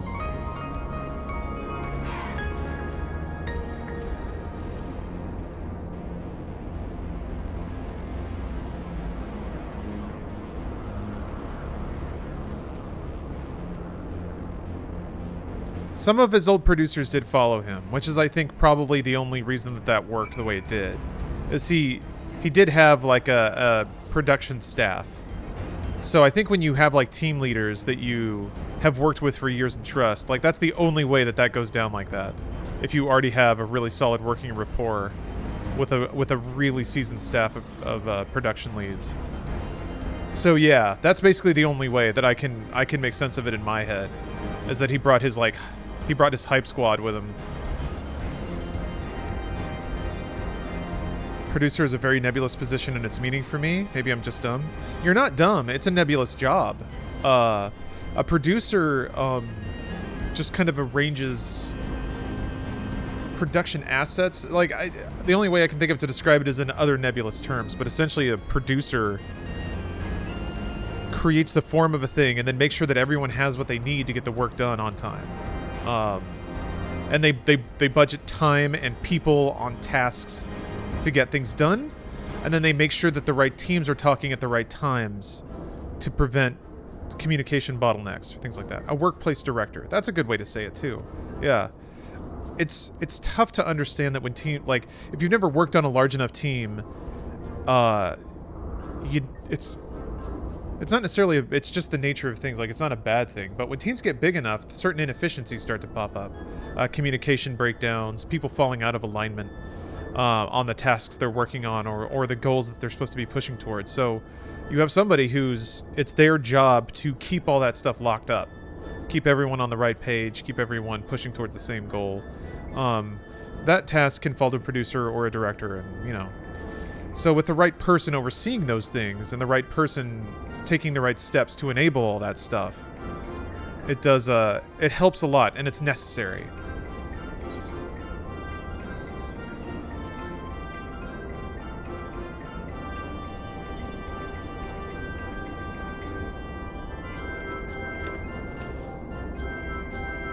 Got him.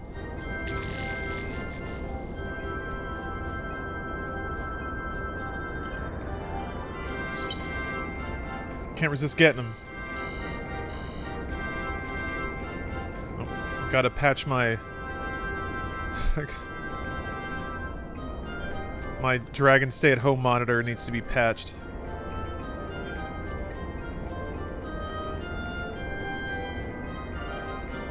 Seems like a producer is a project manager. That's part of the roles, I think.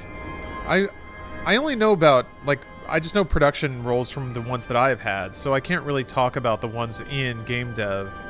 I do know people who are producers in game dev. I should ask them about what they do, but for me, it was just like the person who does all the, like, in-between work, if that makes sense. People with very specific roles that have very specific, like, work inputs and outputs. It's a producer's job to, like, connect all that stuff. Because no one else will do it. No, like, people that have an input-output job, and sorry, this is a production way of thinking about it. I know it's not quite so rigid, but like an editor, right? You give them assets, and you say, here's the goal, and go. Yeah, it's a producer's job to, like, get them what they need to make the edit good, but it's also a producer's job to get them the edit or the assets in the first place. So a producer would be the one who talks to the video production team and says, hey, I need you to deliver to me the footage you're going to shoot on this day. And then the producer talks to the editor and says, hey, I will have this footage for you on this day. Please be ready for it. It's in this format. You know, trying to think ahead and solve problems before they start. Like, what do you need to get ready? What can you do early? All that sort of thing. That's an actual producer. Because those teams don't talk to each other organically. The editor will just sit there waiting for footage, and then the video crew will shoot it and just be like, well, there it is. And then they'll just put the hard drive on the table and walk away. So, producer here in the West, the tasks are much closer to what I'm describing. Okay. Interesting. Nagoshi, for example, is Yakuza's lead producer, but he acts as director more than anything. So, yeah. Being a producer is a pretty light description of what I would say connecting roles are. But producers can also be directors. So, if I were the producer and director, I would talk to the video crew and say, okay, we're shooting on this day, and I want the lighting to look like this. I want to use these cameras. I want these shots. Here are, like, the storyboards that either I or somebody else made. So I would get that footage, and then I'd give it to the editor and say, here's what I want the edit to look like. It should look like this. Hang on this scene for this amount of time. Here's the script, you know, cut to that sort of thing. So that's when it's easy for somebody who logistically is covering all the beats of a production to also creatively oversee them as well, because they're basically plugged into it all. The depth of that can go scroll up or down though. Byako, welcome to the stream. Renflower's Music, thank you for the resub. So yeah, I feel like you would, going back to like Kojima Productions, it really does seem like he carried the nervous system with him, and then they rebuilt the rest of the body, the rest of the studio. And I imagine they had connections with good talent from working in the industry. And then there's the draw of the name, right? If you're pinky out Hideo Kojima, you probably get to pick from the talent pool of who you want.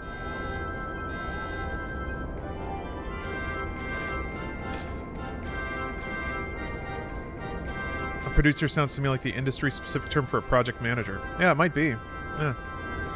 Yeah, like I said, I really only know from my perspective. And, like, I don't know, new media production roles are still extremely fuzzy.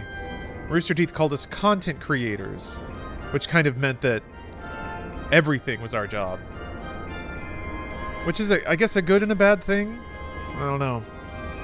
In a formal project-type environment, in the context of a multi-year type project, a project manager basically handles making sure all the resources are being applied correctly.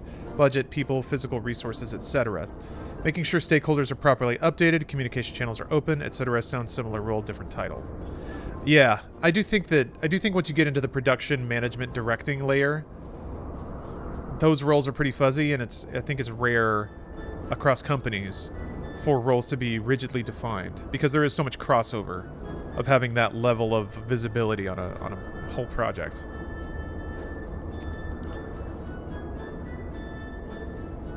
It's a fascinating role, and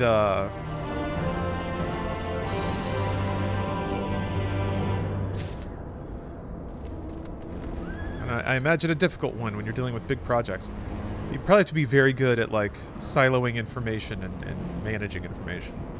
And my studio project managers usually deal with the money, budget, and overall deadlines, while producers deal with the boots on the ground tasking and tracking of status. Okay. Yeah, that makes sense. So managers are a bit higher level, producers are kind of the middle layer. Sounds like a good way to organize it. Sure.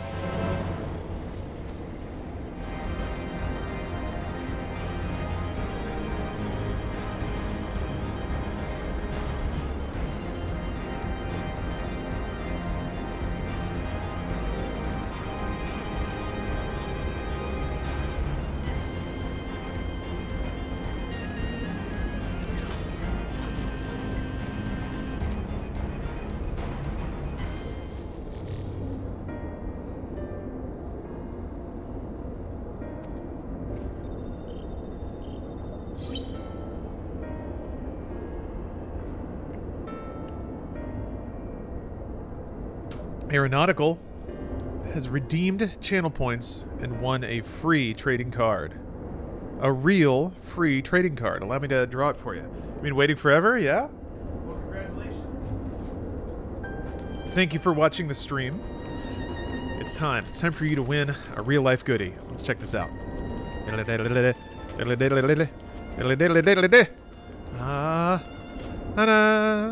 Oh, it is a Super Mario World 2: Yoshi's Island collectible trading card for the Bashful Burt boss, which I believe is the first one. There's some details on the back. Let me read that for you. Bashful Burt. Description: an amateur dancer who likes to stay home and practice the latest steps. Favorite saying: "Where's the mosh pit?" How to beat him. Toss this bouncing This bouncing boss can pound you to a pulp. Stay low in the hole in the floor and shoot your eggs up at an angle. Holy crap, I'm slaughtering this. The flower under the floor will provide you with egg ammo. Grab the eggs with your tongue, but watch out for Bert's big feet. They're pretty big, I guess. He just wants to dance. And I think his pants kept slipping down, and then he would get embarrassed. I didn't know he liked dancing. Well, there you go. Yoshi's Island 2. I will either whisper you on Twitch, or you can whisper me, if you know how or feel comfortable, an address to send this card to. But thank you for watching long enough to accrue those points. I know that those points don't come from nowhere. That's some diehard Twitch watching right there.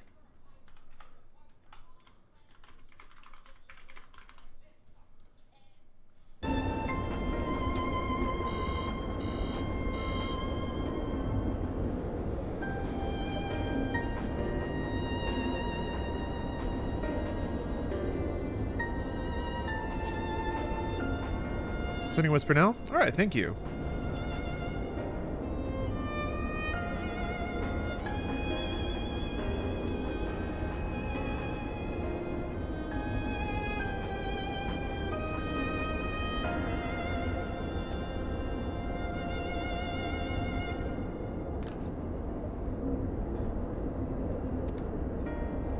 Oh yeah, the heard the PT was secretly the history of why Kojima left Konami. I think that it's vague enough that you could read that into it if you wanted to, but I think it's dealing with subject matter a lot deeper and broader than I'm mad because a company fired me.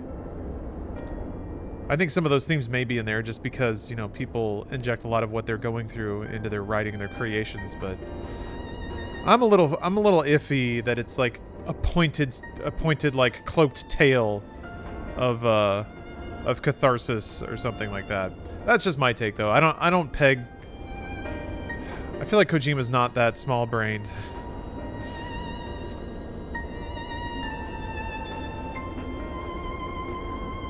Yeah, Captain, so the reason he got fired just seemed to be he took forever to finish things and it all ended up costing a fuckload of money.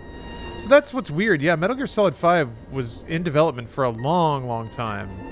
And he like built his own engine and all this stuff on Konami. Like that was Konami's production money that he did that with.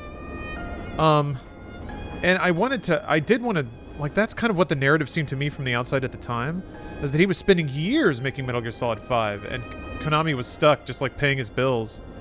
But then he put out Death Stranding in like 3 years, just bang. Just, he got a budget, made a team, made a game. That was it. Ding ding. So it's like, he still has the ability to turn projects around. So what's the deal? Maybe Konami just kept like bouncing his projects back or wouldn't greenlight stuff? I don't know. Lawrence, are you competing with Bruce Green's channel? You guys are streaming simultaneously. No, we're just in the same time zone. Not everything's a competition.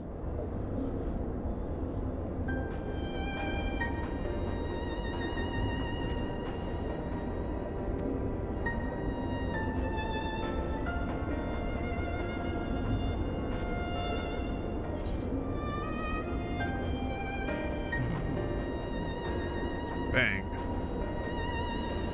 I don't know what happened there. It's entirely possible they wouldn't greenlight stuff, but making an engine takes forever, I assume. Yeah, and Konami still has it. They can still use it. They used it for, like, what, Survive, I think?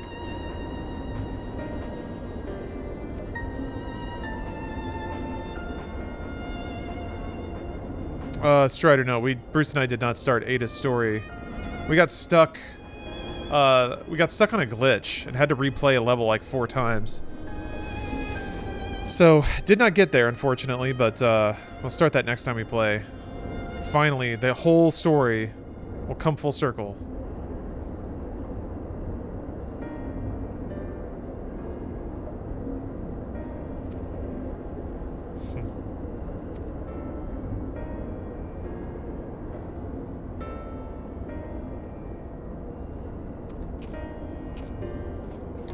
Oh, they use Fox Engine for Pro Evo Soccer? Nice. Yeah, might as well. Might as well. You paid for it. Man,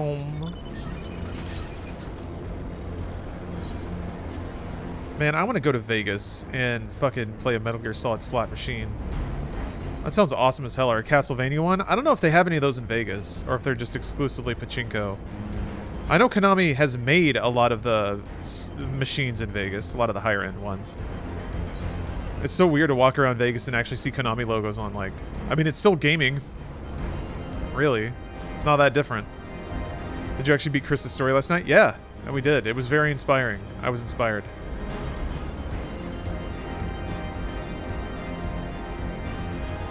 Oh, MGS3 Pachinko's only in Japan. Lame. I would be so down for like something like that. Or man, like Pac-Man 99 except like minor amounts of money. You could, I mean, there's probably like CD discords I could get into and get some private money matches of Pac-Man 99 going, but the thing about games like that is the AI knobs could so easily twist to just kill you, right? Like it could still be fully random. Or it could still be, like, regulated by the Gaming Commission or something like that. Man. Now you know why Piers can't come back? Yeah. I was kind of looking forward to Piers being a weird, forgotten character. But yeah, I guess he's out of the story, huh? Sushi bar near me has a pachinko machine. Oh, that's awesome. That'd be fun to just like get a nice cocktail. Maybe in the grimdark future I could like vape or something. That's future Vegas. Fucking vodka Red Bull and a vape. Or maybe I could no wait. I'll just like fucking order a weed pizza or something, like a weed cookie. Hell yeah. And then just 6 hours go by of me seeing like a snake crawling around, seeing Snake's little booty crawl through grass while I try to make some money.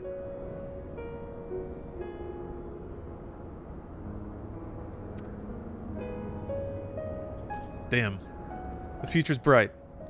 They have weed pizza, Barrett. I've seen it. What class do you mainly run in this? White Mage, baby. Wait, hold on. There we go. I wore my shirt today.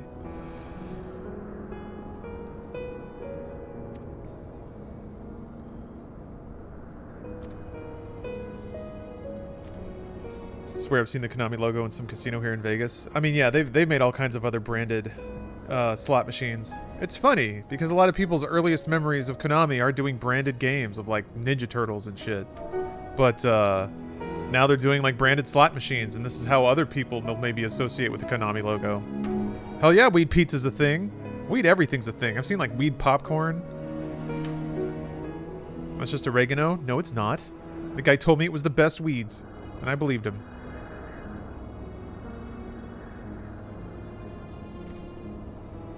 Yeah, exactly. The secret is weed oil.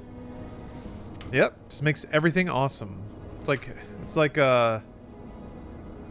MSG.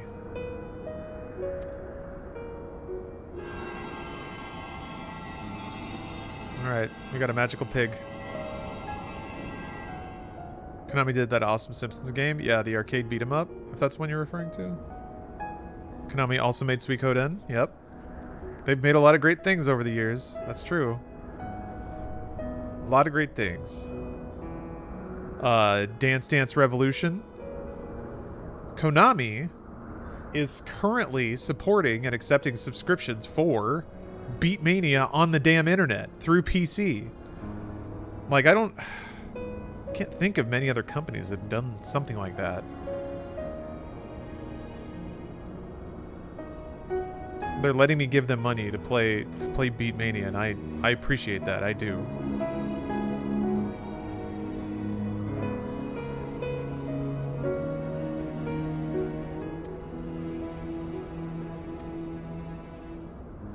Gotta remind her of all the dragon memories we've had.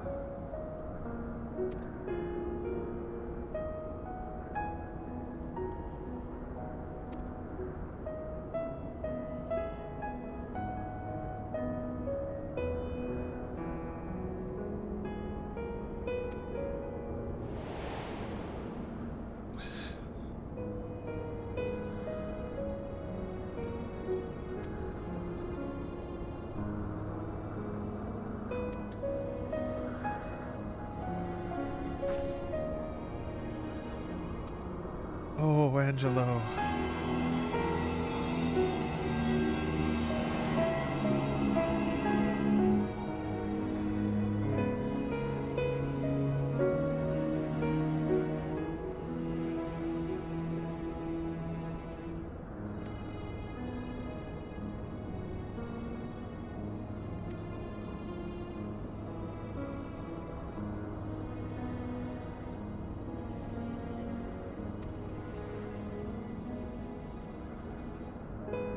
We're getting a little bit of a story recap here.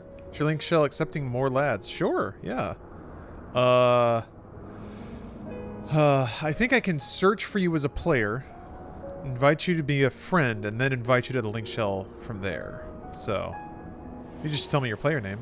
I can search you up.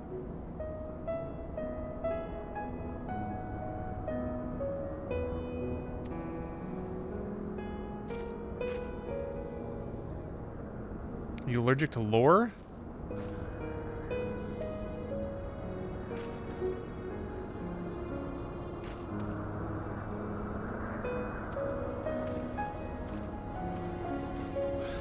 Oh, that rotate in place. Bzzzt, bzzzt.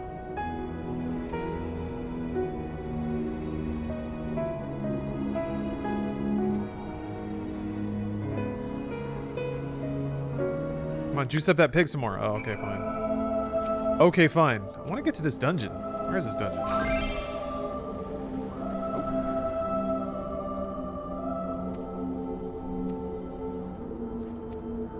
my god. Oh!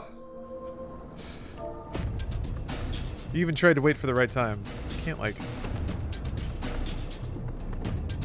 Alright, well, it's in there. It's in the chat log. I'll get it in a second.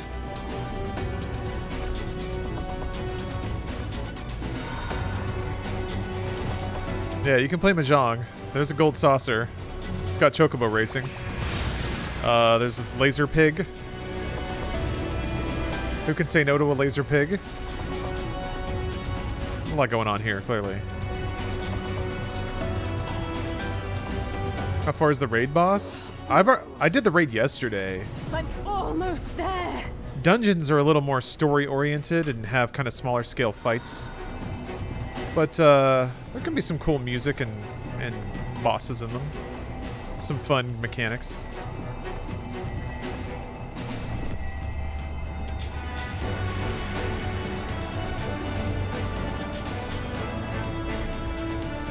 Oh yeah, we can team up for the dungeon.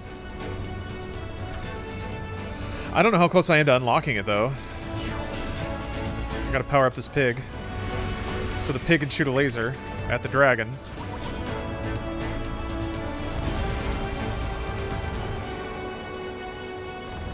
Cast Holy.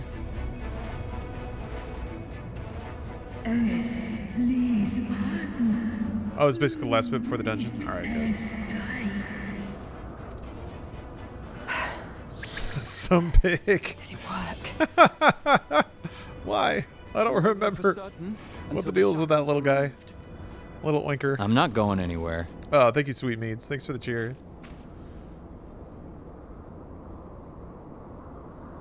I don't understand why the animation doesn't work on that. Stream elements is being weird. Being weird.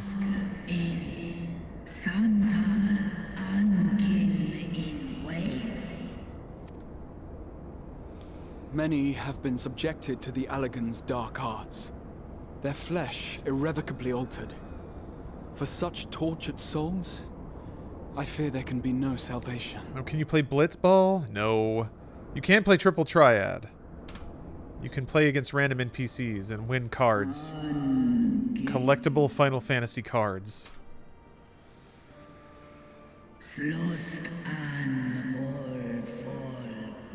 That's pretty cool.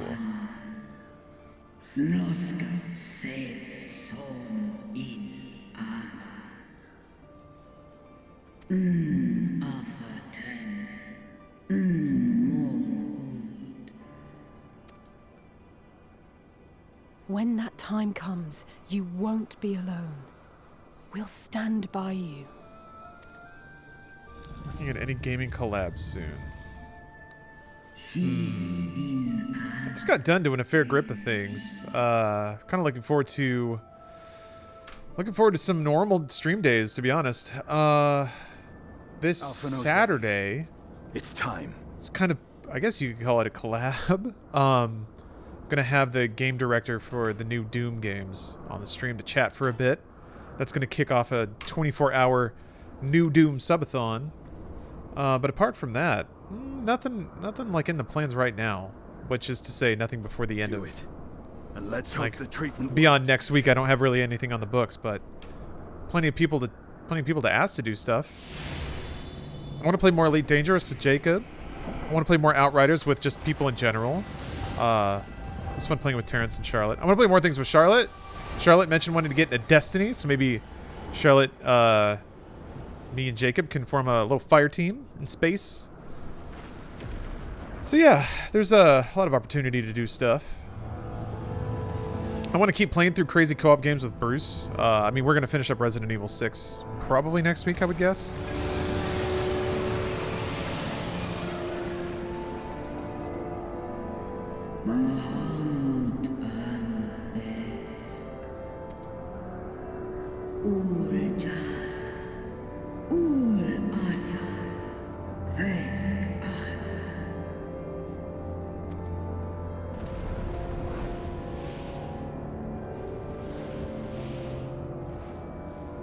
By the gods! Dragon.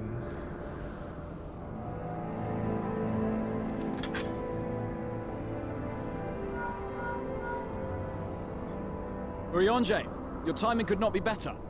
That would actually be a pretty nerdy ringtone, now that I think about it. When did you play Elite? Last week, sometime. Jacob was gracious enough to over Pagelthon. to show me around the system a bit. One of these times in the future too, I think I'll do.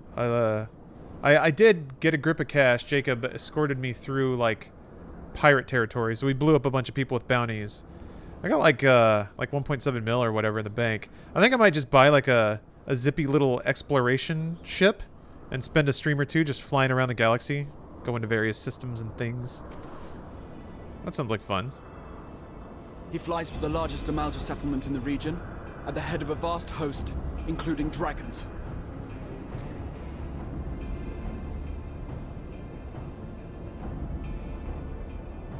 Did you hear Seeing more people play this game lately, I wonder why. rejoin your comrades.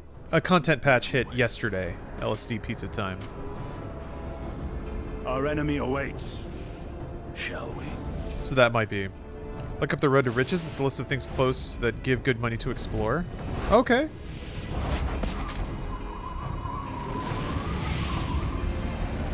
I thought... So wait, you get paid for exploring things that you as an individual haven't seen yet? Because I thought it had to be like systems no one has gone to yet to explore. Oh, wait. Oh no, is it too late? Wait, hold on. Okay.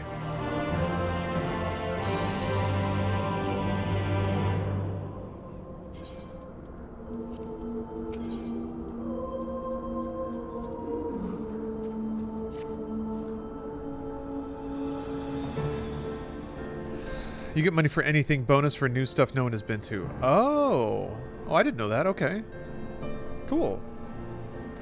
Got that sweet meal so you get a pretty big ship now. I just want something that's like fast and has a big gas tank. You're an interstellar scribe updating the archives. Paid to do so. Ah, okay. All right. The Galactic Archives.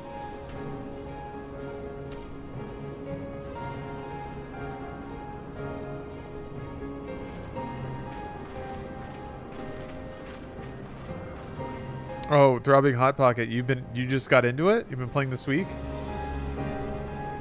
Cool. You're my scout. You get cartographic data, and it's always worth something if you haven't been there. If you're the very first person there, you get a big bonus. Also, astrocartographics sell for more the further from the discovery point you are. Okay, so you basically like hop across the galaxy, and then you sell the bits from the furthest away, and then just like keep hopping. Get data on one side of the galaxy and sell data to on the other side. Jesus. That's a really cool thing you just said.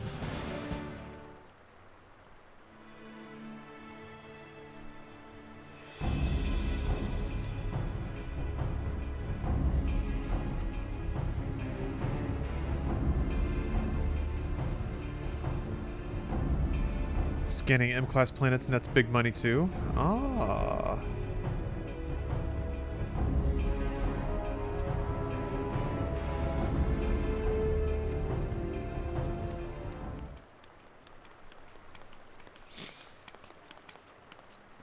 Here come the thugs. Is it Papalimo? I don't remember the tiny guy's name. Oh no, never mind. It's Nanamo. I don't know, there's a lot of names in this game. Roads to Riches is the way to go. It includes systems with lots of big ticket planets. Okay. Here, I'll keep it open in another tab.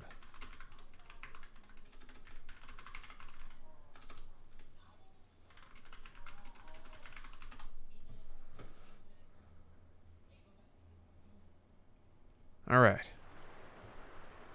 Can't take them seriously at all. They are very tiny. This is very serious. Do you hear this music? Look at how serious this is. Yeah. Papalymo very sad.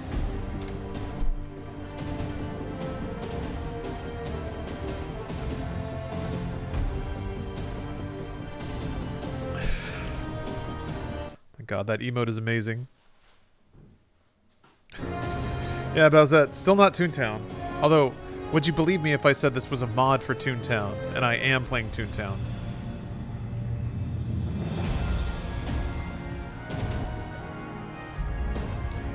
I did indeed, Captain. I get the names mixed up.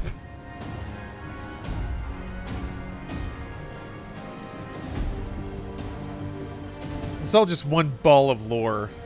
It just shakes around and random thoughts fall out of it. That's it.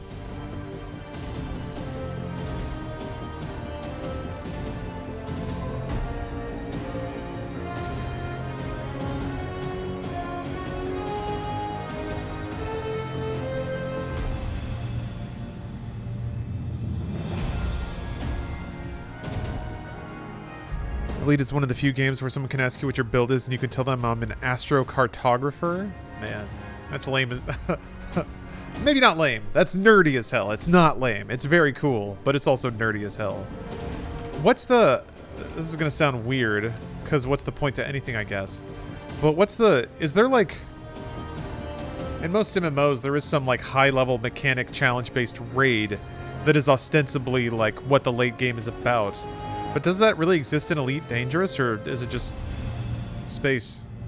It's just a bunch of space out there. I guess if you want, you could get involved with a corp... Like, does Elite Dangerous have, like, corporations and stuff like that?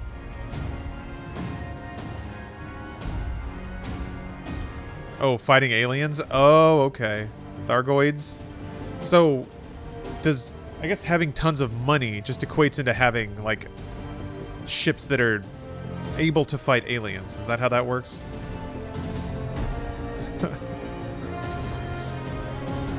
You want a bankroll for that? Tim Curry voice. Space! That's so good. Oh shit! I gotta take this guy down.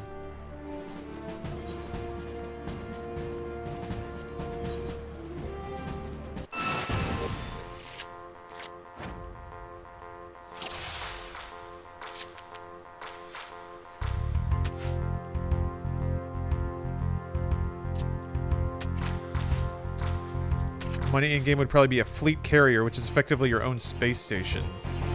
What does that? What does that allow you to do? Like, what does that liberate you to do? I mean, I guess you can just carry it around and sell shit whenever you need to, right? Booyah! Oh, I got an Ifrit card too. Get out of here. Let me add that card. That'll look nice in my collection. Good. Good. Thanks for the card, idiot.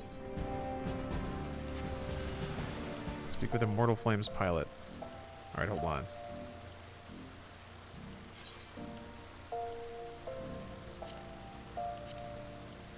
There we go.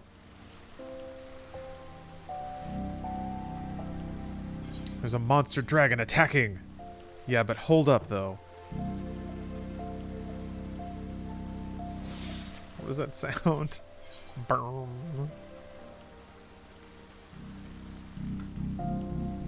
Somebody just dootin'?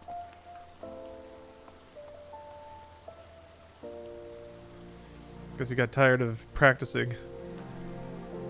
Toot toot. Is this the, Oh, that's Samurai. Okay.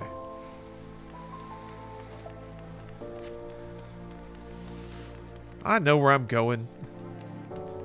I think I do anyway.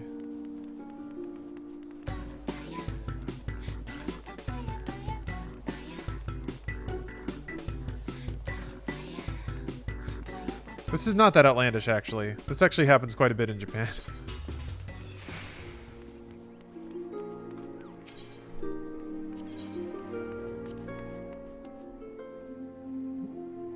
Yeah, I guess I scared him off. Made him self-conscious. Oop, that was not the right place.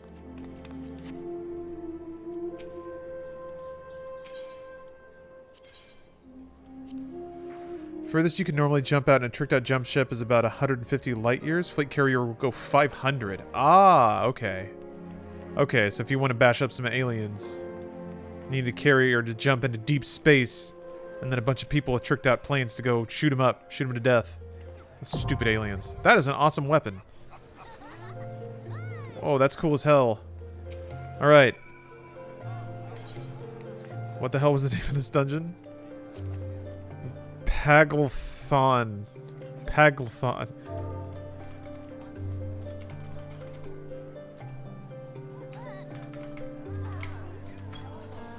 Ooh.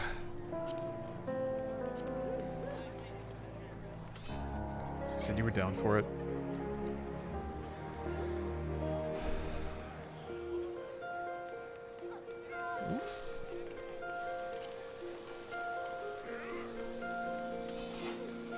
Putting together the party. Final Fantasy party. Spontaneous idol concert deadass in the middle of a fantasy city. I mean, kinda, yeah. Yes. That straight up happened a couple, like, actually one time, but I went and saw a laser show on a giant robot, and then a J-pop concert just started. There was just a platform that was like off to the side, and boom, they just started dancing and singing, and then all the nerds kind of shuffled over there. I took a photo, and then a guy walked around and did this. I was like, oh, I put my phone away.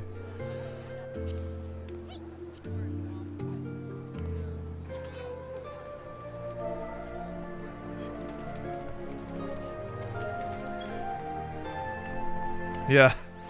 It was wild, though. It was like, of course, now there's ladies singing and squeaking over there. We walked through, like, there was, like, a line for a metal band, and then, yeah, there were just people kind of quietly standing in line, but wearing, like, full gothic Lolita gear and stuff. Just at, like, 2 p.m. on a Thursday. It's just there. Alright, I have to use the restroom before I jump into this dungeon, but I will be back in just a second. See you guys then. And we're back. We got some battlers, some warriors of light. We're gonna go into a dunge. Who doesn't love a hot dunge? Oh, there's a quest I can turn in? Oh, I think that's the end of the last set of raids and stuff. Alright. Join. Let's see if bang. Oh, it's a 4-player party. Perfect. Oh yeah, shirt change. So yeah, my pink shirt curse remains complete. I did get a food drip on my stupid shirt, so oh shit.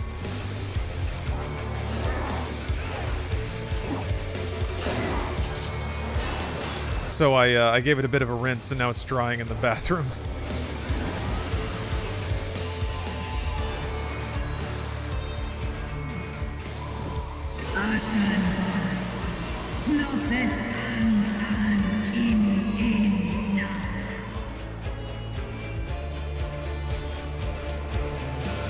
Oh, you got toothpaste on your shirt the other day? I am a sloppy eater. I have to admit. Oh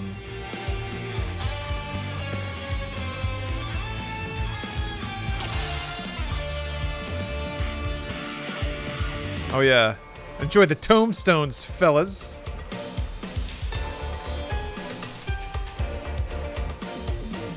Am I about to get head pat? How long have I been playing 14? I played 1.0 for a couple of weeks, but pretty shortly thereafter, I kind of put the game down. Oh, okay. I think I just pulled more dudes too. No? Okay, they're background.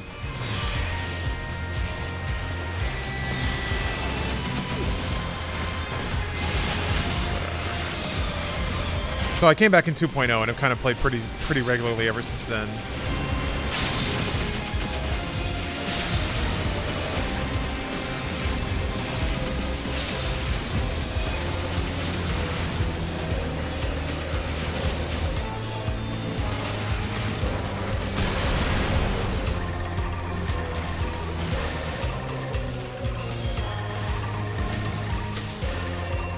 Ooh, I like that percussion.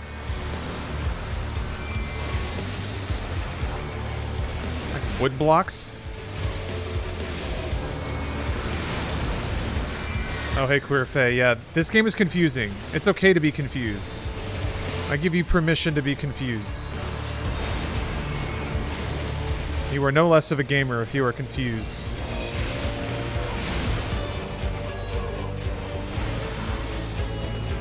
Okay.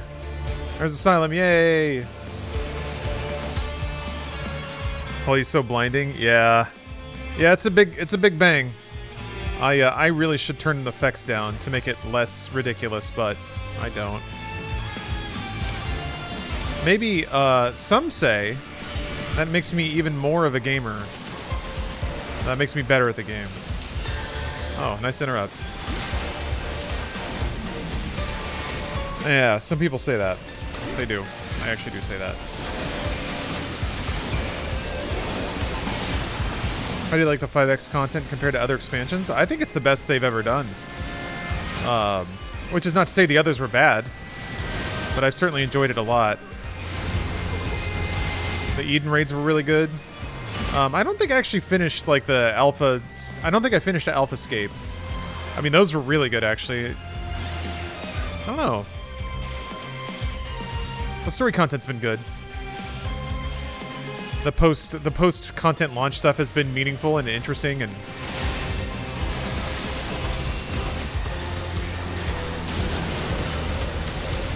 I've been into it. I like it.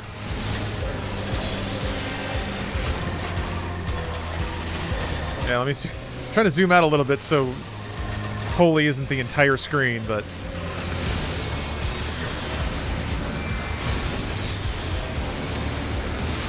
yeah, this music effing rules. I do like big dramatic horns. And this track is full of them. It's like, it's so multi-instrumental too that it's kind of all over the orchestra. It's using everything.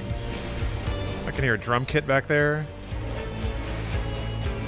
That does remind me of some of the, like, Final Fantasy VI had some bonkers-ass music. 7 did too. But 7 was like more multi-genre, whereas 6 was like very just all over the place. Like a hybrid jazz rock, acid jazz rock metal. So cool.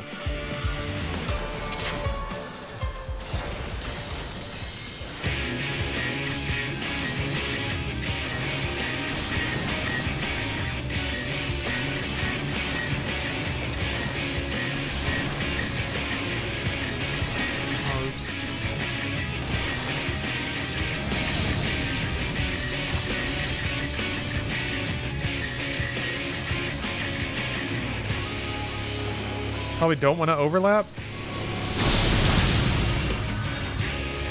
Alright, that wasn't so bad. That was worse.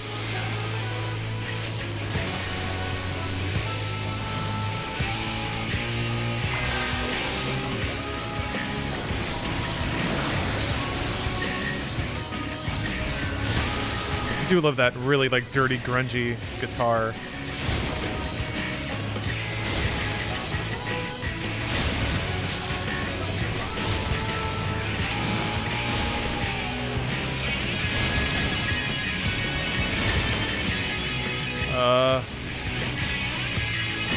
Yeah.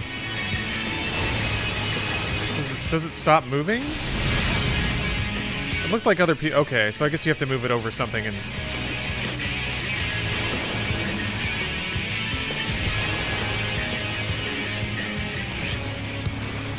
Why are we chained now? Alright. Oh, was that like a damage mitigating thing?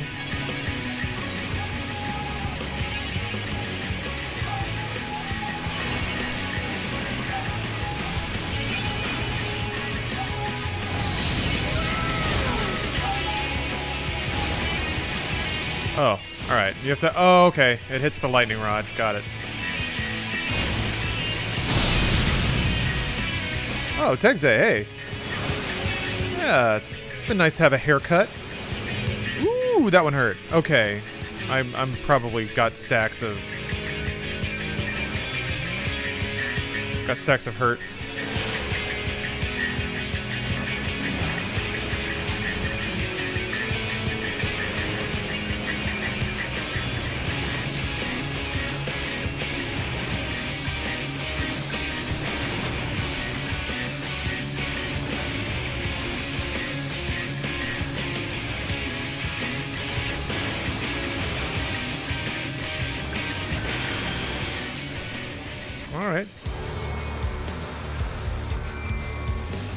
think I might move the focus from like being right there.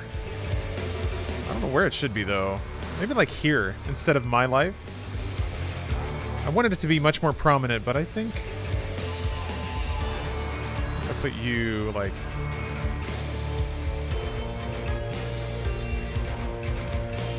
like that. All right, I'm coming. I'm sorry. What took you so long? I have it on the party list so I can watch both. Yeah. There's a lot to keep track of.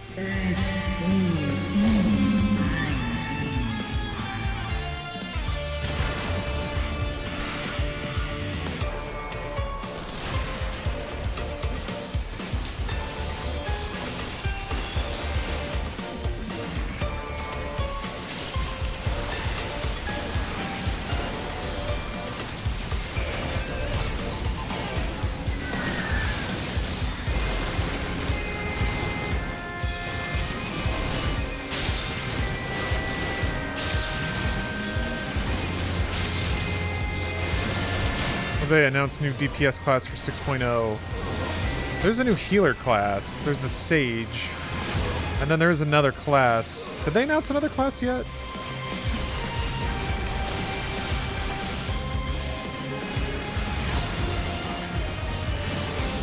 I don't think they did. They've announced the roles of both jobs. Okay. Is the other one tank? I love that part. I just really like that instrument. It's Afflatus Solus, Afflatus Rapture, and Afflatus Misery. Okay.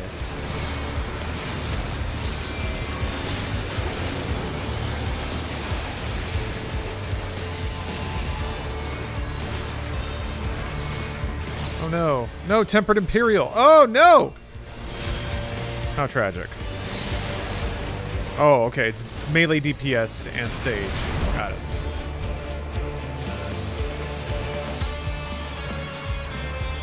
I think you knew more about that than I did. Oh, no, you don't.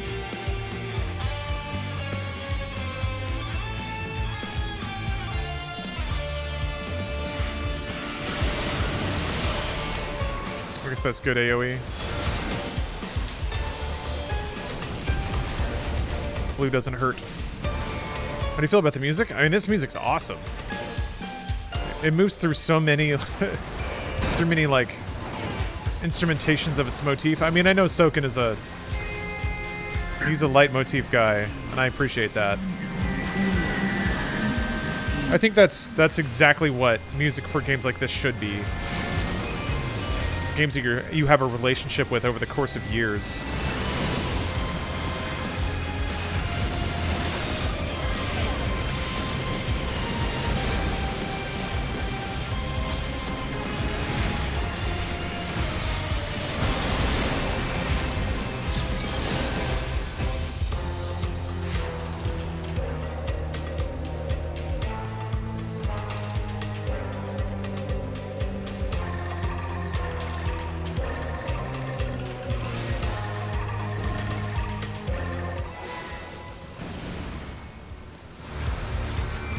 That whole thing is moving. Guessing it'll shoot rockets at us.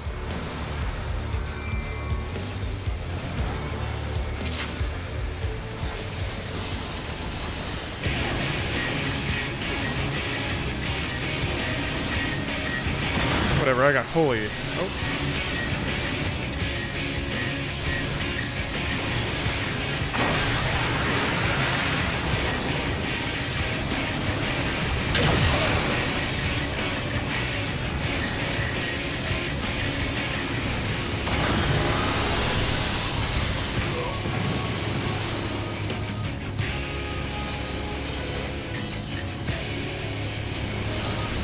Oh.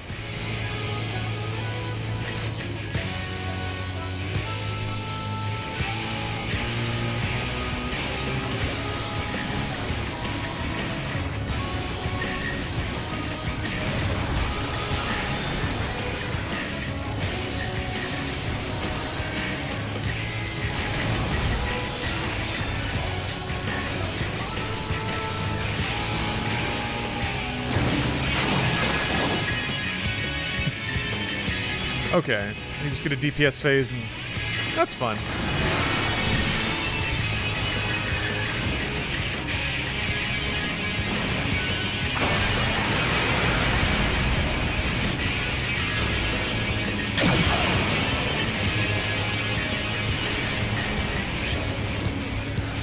You guys trying to make me earn my keep here? What is this?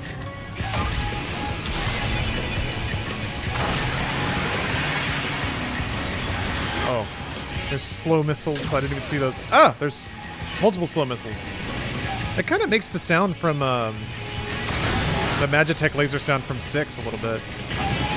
Maybe I'm assuming a lot there.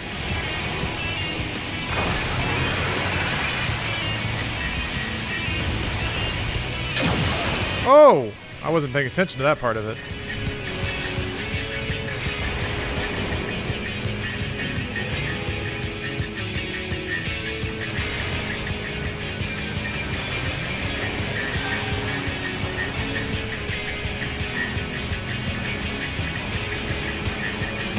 Oh, Vol gives a DPS bonus. I'm not bad for collecting them. Gotcha. Okay. I mean, for all I know. Also, like, I can heal through it, so I'm like 100% okay with DPS taking damage on purpose if it makes, like, if it does more damage. Like, that's what I'm for. So I'm not, like, allergic to healing. Whenever somebody stands in DPS like that, I tip, like, if they oh shit, this is a crazy, whoa, cool. This cool little vista up here. Oh, you were joking. That's why I used the smug emote. Okay, for all I knew that was true. I think it actually might be the case of moving. Like, it doesn't do so much damage that I can't heal through it, and moving will just make the fight take longer. So, it might as well smoke, or it might as well soak it. I mean, smoke it too. Why not? Bro, you ever smoke DPS? Shit is wild. It'll knock you on your ass.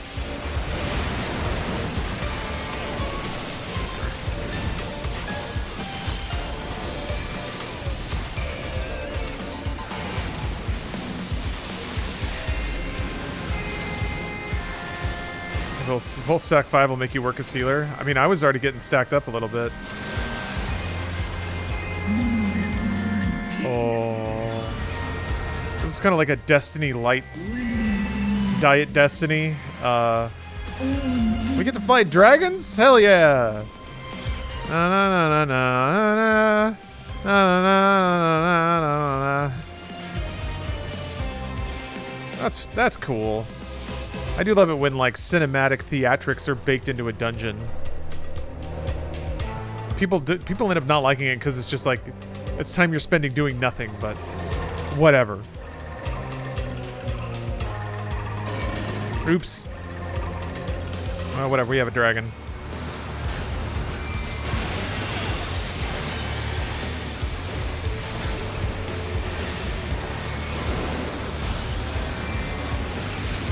Just join Baron's chat. Oops,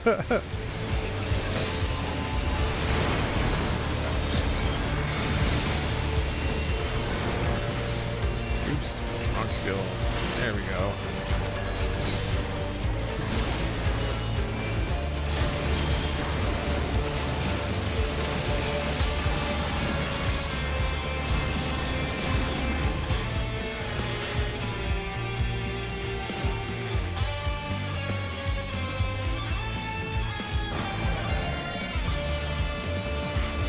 That's why we don't go crazy with regen. I mean, whatever, it didn't matter.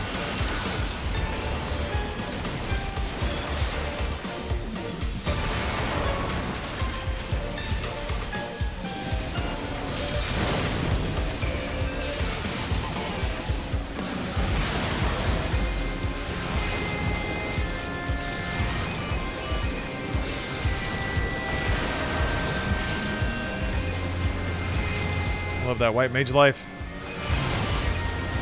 Dribbling sriracha aioli on your shirt and spamming holy.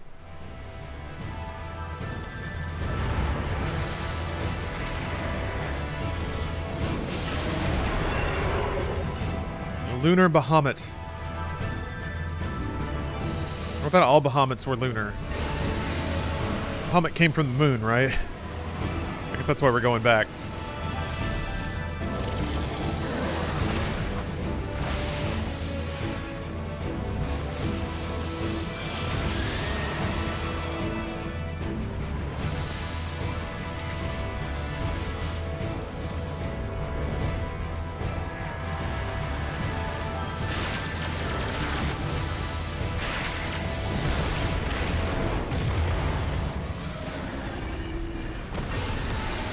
Oh, dragon fight.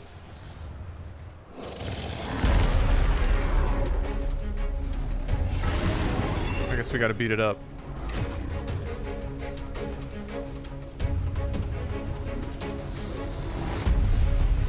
That is a really cool backdrop, though. I always love that when they know what your eyeline's going to be, and then they just put something really cool there. Pulsing evil tower behind a evil knockoff dragon.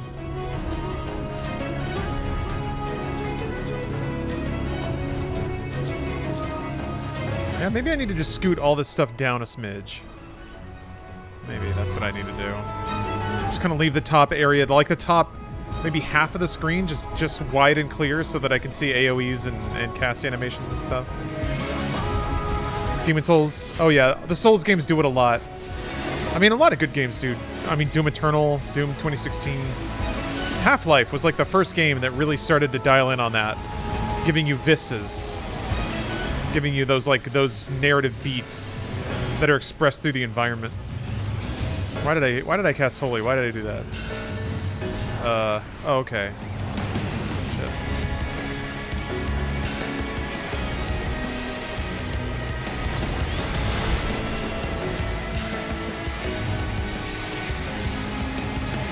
I guess now the focus bar is covering up me,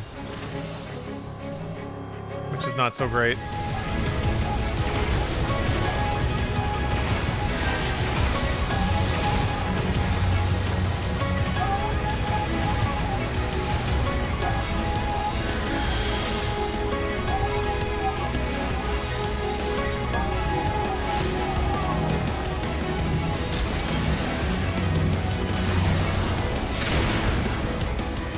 Oh, okay. Okay, that puts down another AoE.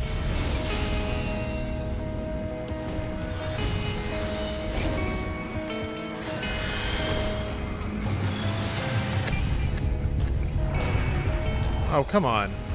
I didn't know? What? Dang. I got tricked. Okay, alright.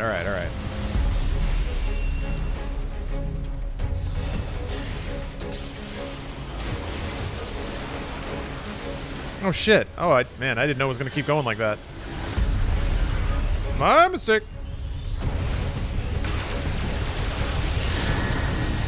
Oh,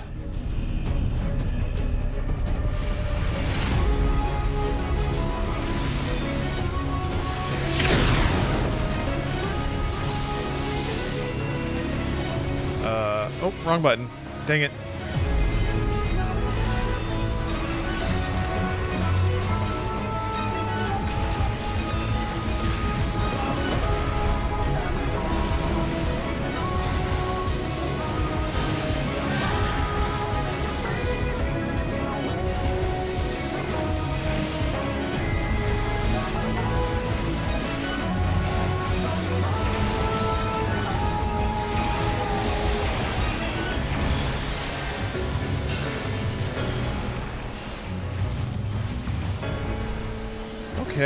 Okay.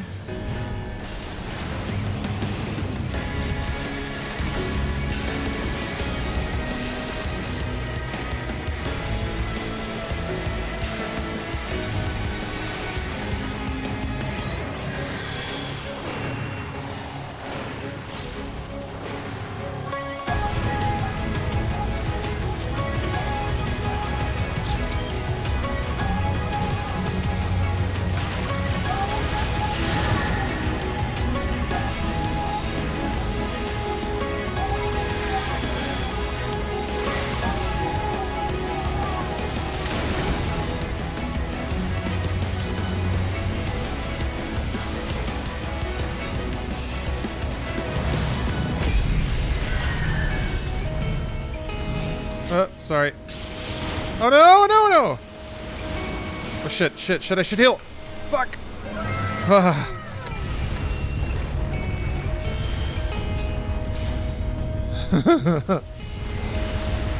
Pete Dubsky. Hey, thank you for the sub.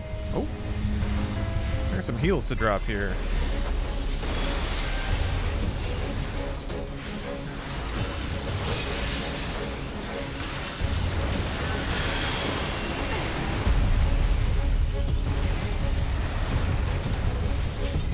Casting what I thought I was. Alright.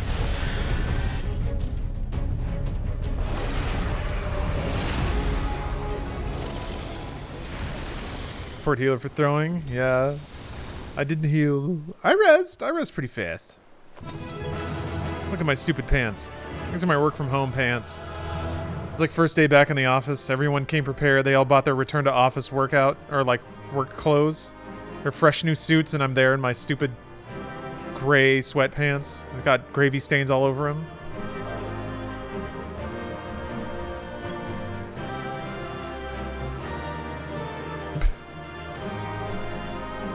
Aww.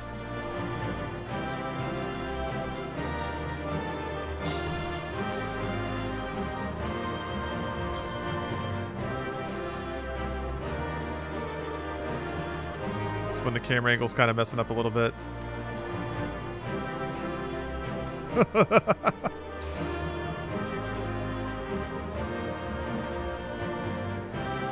Oh yeah, I think I put my guy on random poses. So now he just kind of does whatever. Tin Win, thank you for the prime. Look at him go.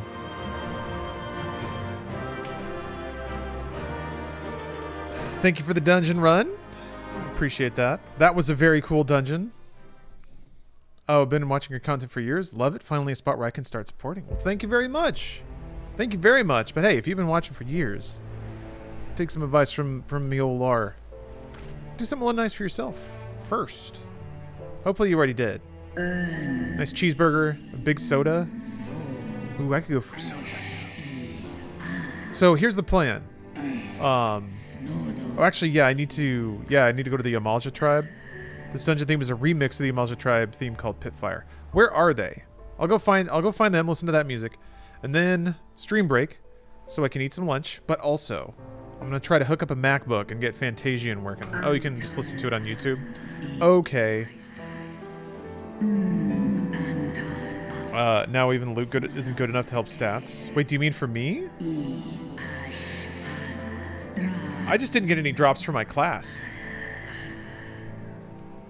Don't worry, I've had so many cheeseburgers and sodas. Alright, good. Good to hear. Alright, Cap told me. I'd marry someone for a Five Guys burger right now. I know the feeling. I'm getting a little peckish. Isn't the soundtrack for this game in Spotify? Yes. I don't think Shadowbringers is in there yet. But the other expansions are. Warriors, the dragons chose their friends well.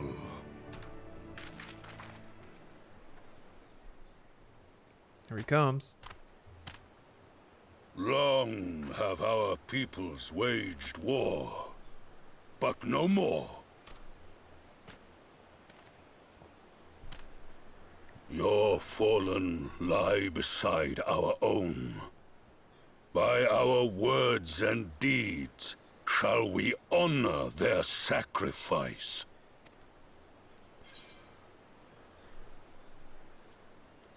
The little pistol pass behind us.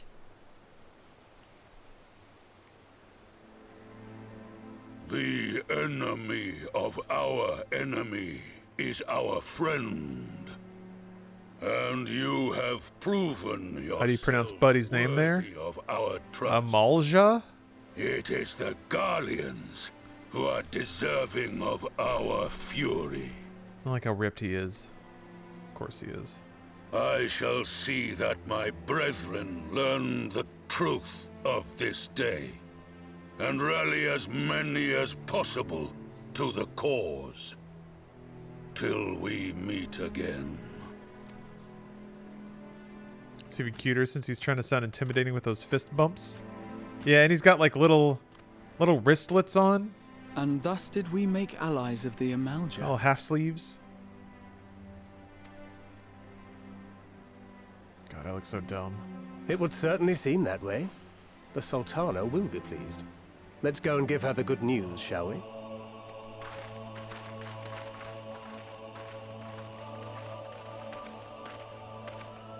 Another Final Fantasy adventure complete.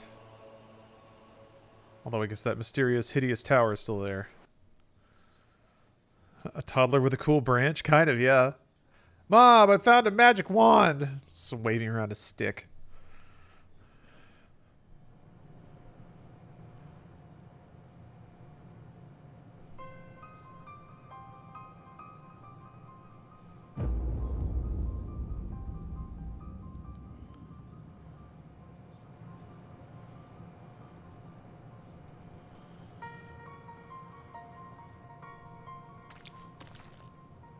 Oh, it's all gutsy in there. It's just made out of goo. Olga's name happened here. The gods only know. But you can bet these poor sods aren't here by choice. Yeah, Quickly. flesh floor. We've got to get them free. Squelchy floor. Oh, there it is.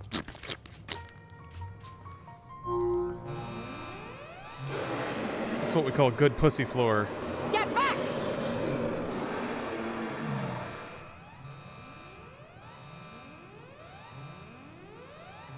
No. What have I done? It's too late for them. We're leaving, now. I don't think I missed it, but the towers are made out of primal flesh and aether. Ew. So they're like cancerous primal growths? Aether pimples? Is a hot nude anime guy gonna sprout out of that? That's what it's gotta be, right? It's gonna be all Terminator style, but he'll be like naked and hot in anime. No? Okay. Jumped the gun a bit there. Okay, that works too. No. No! Don't you dare! We came together and we're leaving together. It's a bio-behemoth. Kind of reminds me of, well, I don't know, the way behemoths looked in 13 was pretty wild. Alright. Alright. Thank y'all for playing. I'm gonna listen to this track now. It's extreme.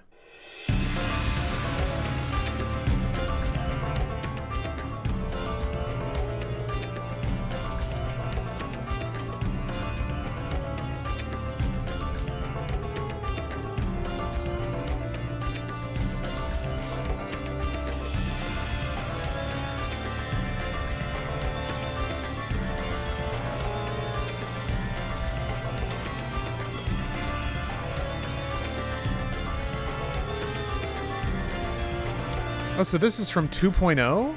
Wow. This was uploaded in 2014. I love how Soken just reworks his old songs. Damn. I don't remember this. I didn't do a whole lot of Beast Tribe stuff back in 2.0.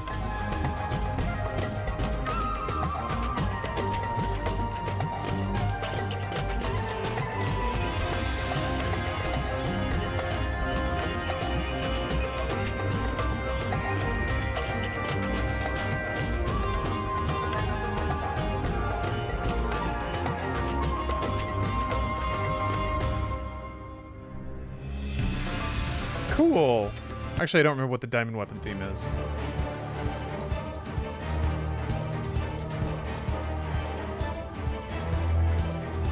This is dangerous territory. I can click through Final Fantasy XIV OST shit for hours.